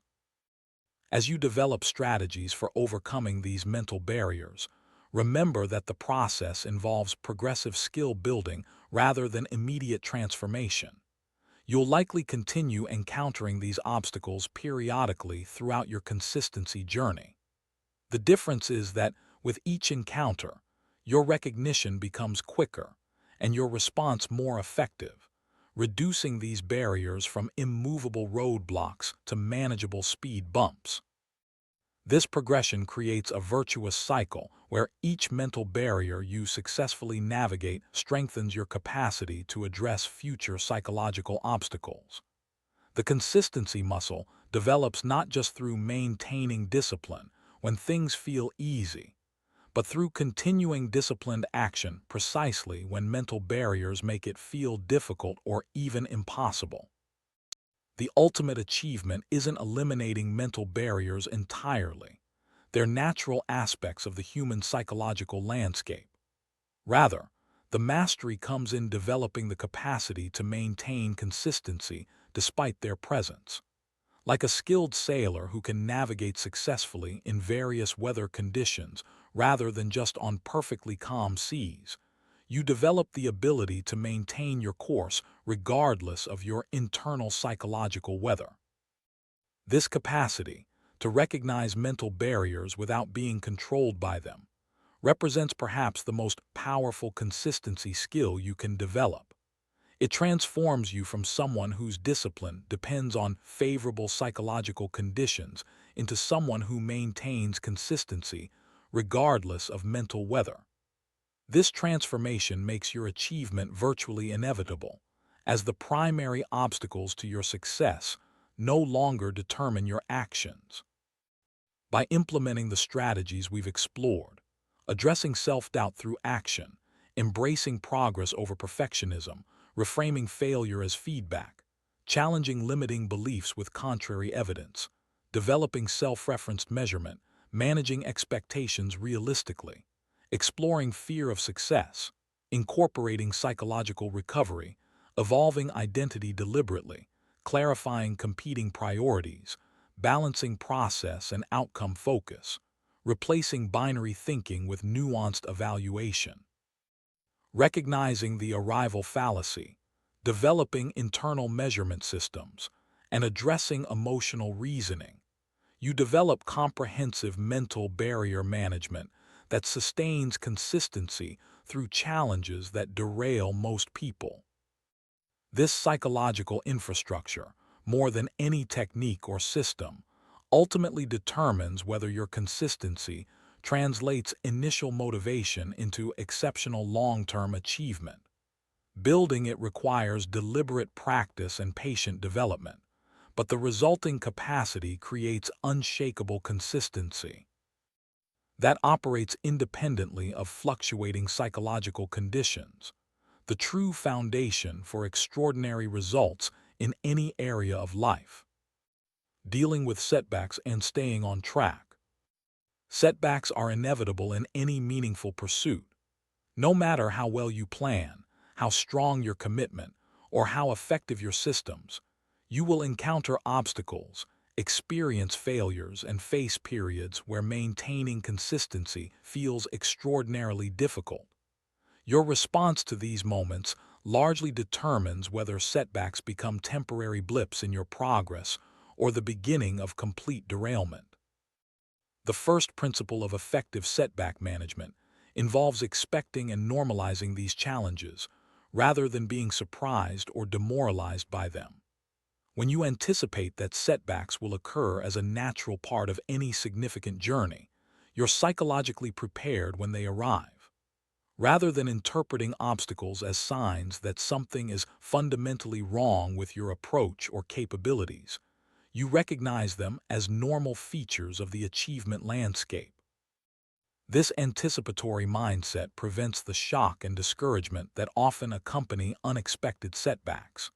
You understand that the path to any meaningful goal resembles a winding mountain road with occasional detours rather than a straight highway.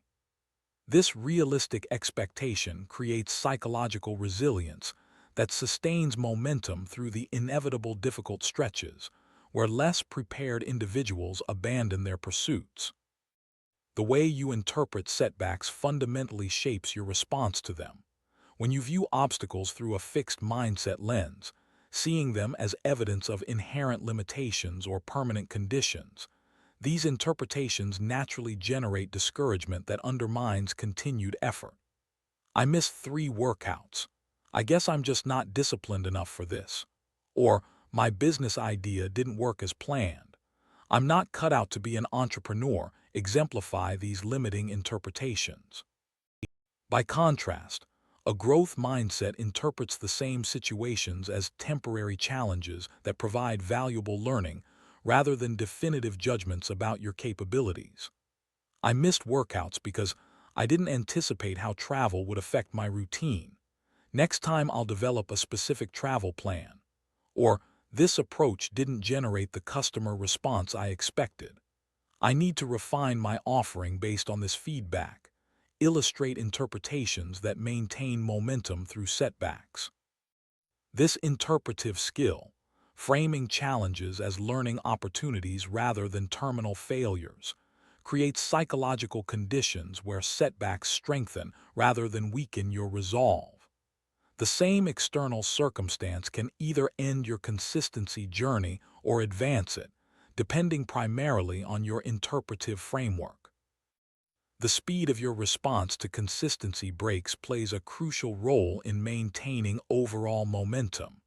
Research on habit formation reveals an important principle. A single miss has minimal impact on long-term habit development, but extended breaks significantly undermine progress. Missing 1 workout has negligible effect on fitness development, but missing 2 weeks requires substantial rebuilding. This insight suggests a critical strategy: rapid recommitment after any consistency lapse. This never miss twice approach prevents single lapses from expanding into extended breaks that would require rebuilding momentum from scratch. When you inevitably miss a day of your writing practice, immediately return the following day rather than allowing a brief interruption to become an extended hiatus. This rapid recovery maintains neural pathways and psychological momentum that would otherwise deteriorate during prolonged consistency gaps. Developing specific contingency plans for predictable obstacles further enhances your ability to maintain overall consistency despite specific interruptions. Rather than vaguely intending to stay consistent through travel, illness, work demands, or other common disruptors, you develop concrete alternative approaches for these scenarios in advance. For instance, you might establish an abbreviated travel workout, requiring no equipment and just 10 minutes when your normal gym routine isn't possible. Or you might create a high-stress work period, writing protocol that maintains momentum with just 15 minutes of daily work when your normal 2-hour sessions aren't feasible. These pre-planned adaptations prevent all-or-nothing thinking that often turns temporary disruptions into complete abandonment.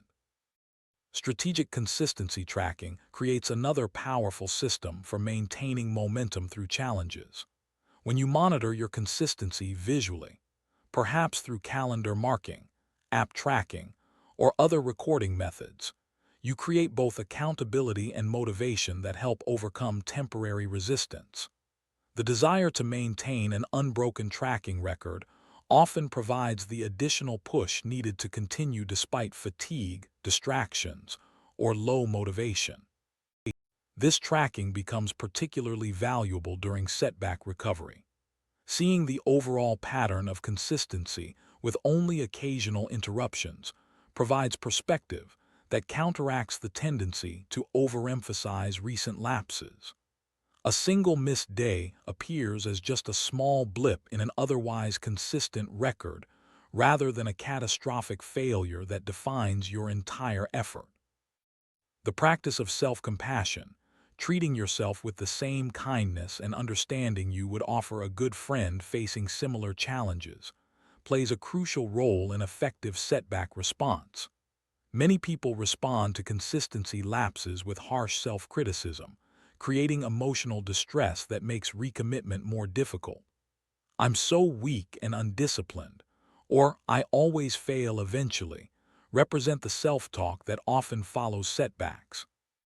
Research consistently shows that this self-critical response actually reduces your likelihood of getting back on track. By contrast, self-compassionate responses. This setback is part of the normal process. Everyone faces challenges. Or, "I'm still learning how to maintain consistency through difficult periods," create psychological conditions that support rapid recovery and recommitment. This self-compassion isn't about making excuses or lowering standards. It's about responding to setbacks in ways that facilitate rather than obstruct your return to consistent action. The self-compassionate approach recognizes that harsh self-judgment creates emotional distress that depletes the very psychological resources needed for disciplined recommitment. Environmental reevaluation provides another powerful strategy following consistency disruptions. Often, setbacks reveal environmental factors that were quietly undermining your efforts even before the obvious breakdown occurred. Perhaps your workspace contains subtle distraction triggers. Your schedule creates energy depletion before important commitments, or your social environment includes people who subtly discourage your consistency efforts.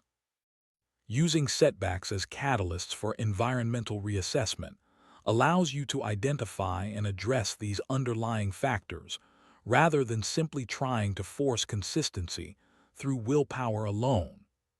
This systemic approach transforms setbacks from pure losses into valuable opportunities for creating more robust consistency infrastructures.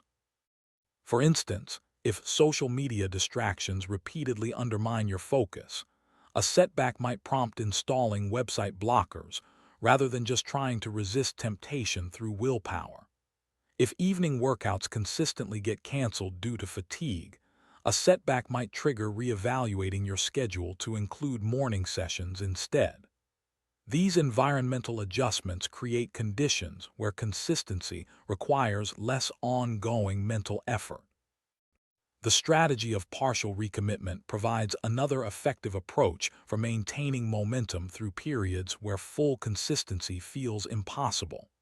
When life circumstances temporarily prevent your complete practice, perhaps due to illness, family emergencies, or unusual work demands, maintaining a reduced version preserves both the psychological habit pattern and basic skill development that would otherwise deteriorate during a complete break.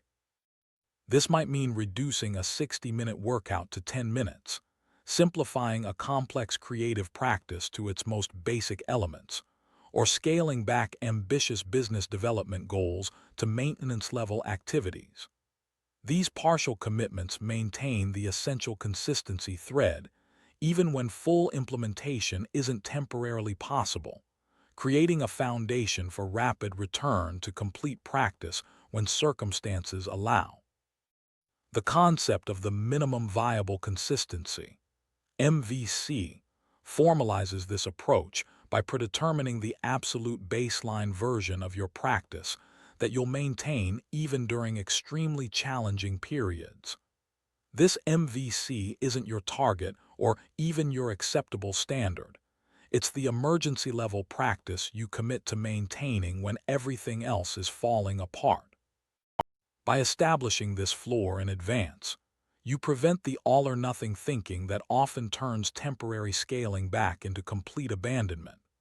You know exactly what your baseline commitment remains even when full practice isn't possible, eliminating decision fatigue during already challenging circumstances, and maintaining the consistency thread that facilitates eventual full resumption. Strategic support activation represents another powerful setback response.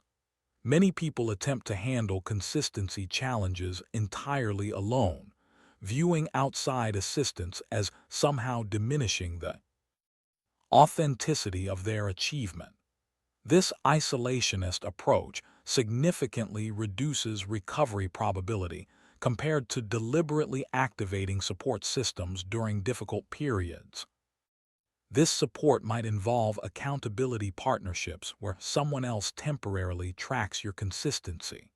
It could mean working alongside others pursuing similar goals when motivation ebbs. It might include seeking guidance from those who have successfully navigated similar challenges. Or it could involve professional support like coaches or trainers who provide external structure during rebuilding phases. These support systems don't replace personal responsibility, but provide additional scaffolding during periods where internal resources alone might prove insufficient for rapid recovery. Like training wheels on a bicycle, they offer temporary stability that facilitates rebuilding momentum until independent consistency becomes sustainable again. The practice of progress reconnection addresses another common derailment pattern following setbacks. When consistency breaks interrupt visible progress toward goals, the feeling of losing ground often triggers complete abandonment. I've missed 2 weeks of training and lost my fitness gains, so what's the point of starting again? Exemplifies this discouraging thought pattern. Deliberately reconnecting with your previous progress counteracts this tendency. Reviewing records of how far you've already come, acknowledging skills and capabilities you've developed that remain despite temporary setbacks, and recognizing that rebuilding happens faster than initial building, all help restore the motivation needed to recommit despite perceived setbacks. This reconnection reminds you that progress isn't binary but cumulative. A temporary interruption doesn't erase your previous development but merely pauses it. When you recognize that recommitment allows you to resume advancement from an already elevated position rather than starting from scratch, the psychological barrier to re-engagement significantly decreases. Purpose reinforcement provides another powerful strategy for maintaining momentum through challenges. When pursuing any significant goal, your initial motivation eventually faces challenges from competing priorities, immediate discomforts, or progress plateaus. During these difficult stretches, reconnecting with your deeper purpose,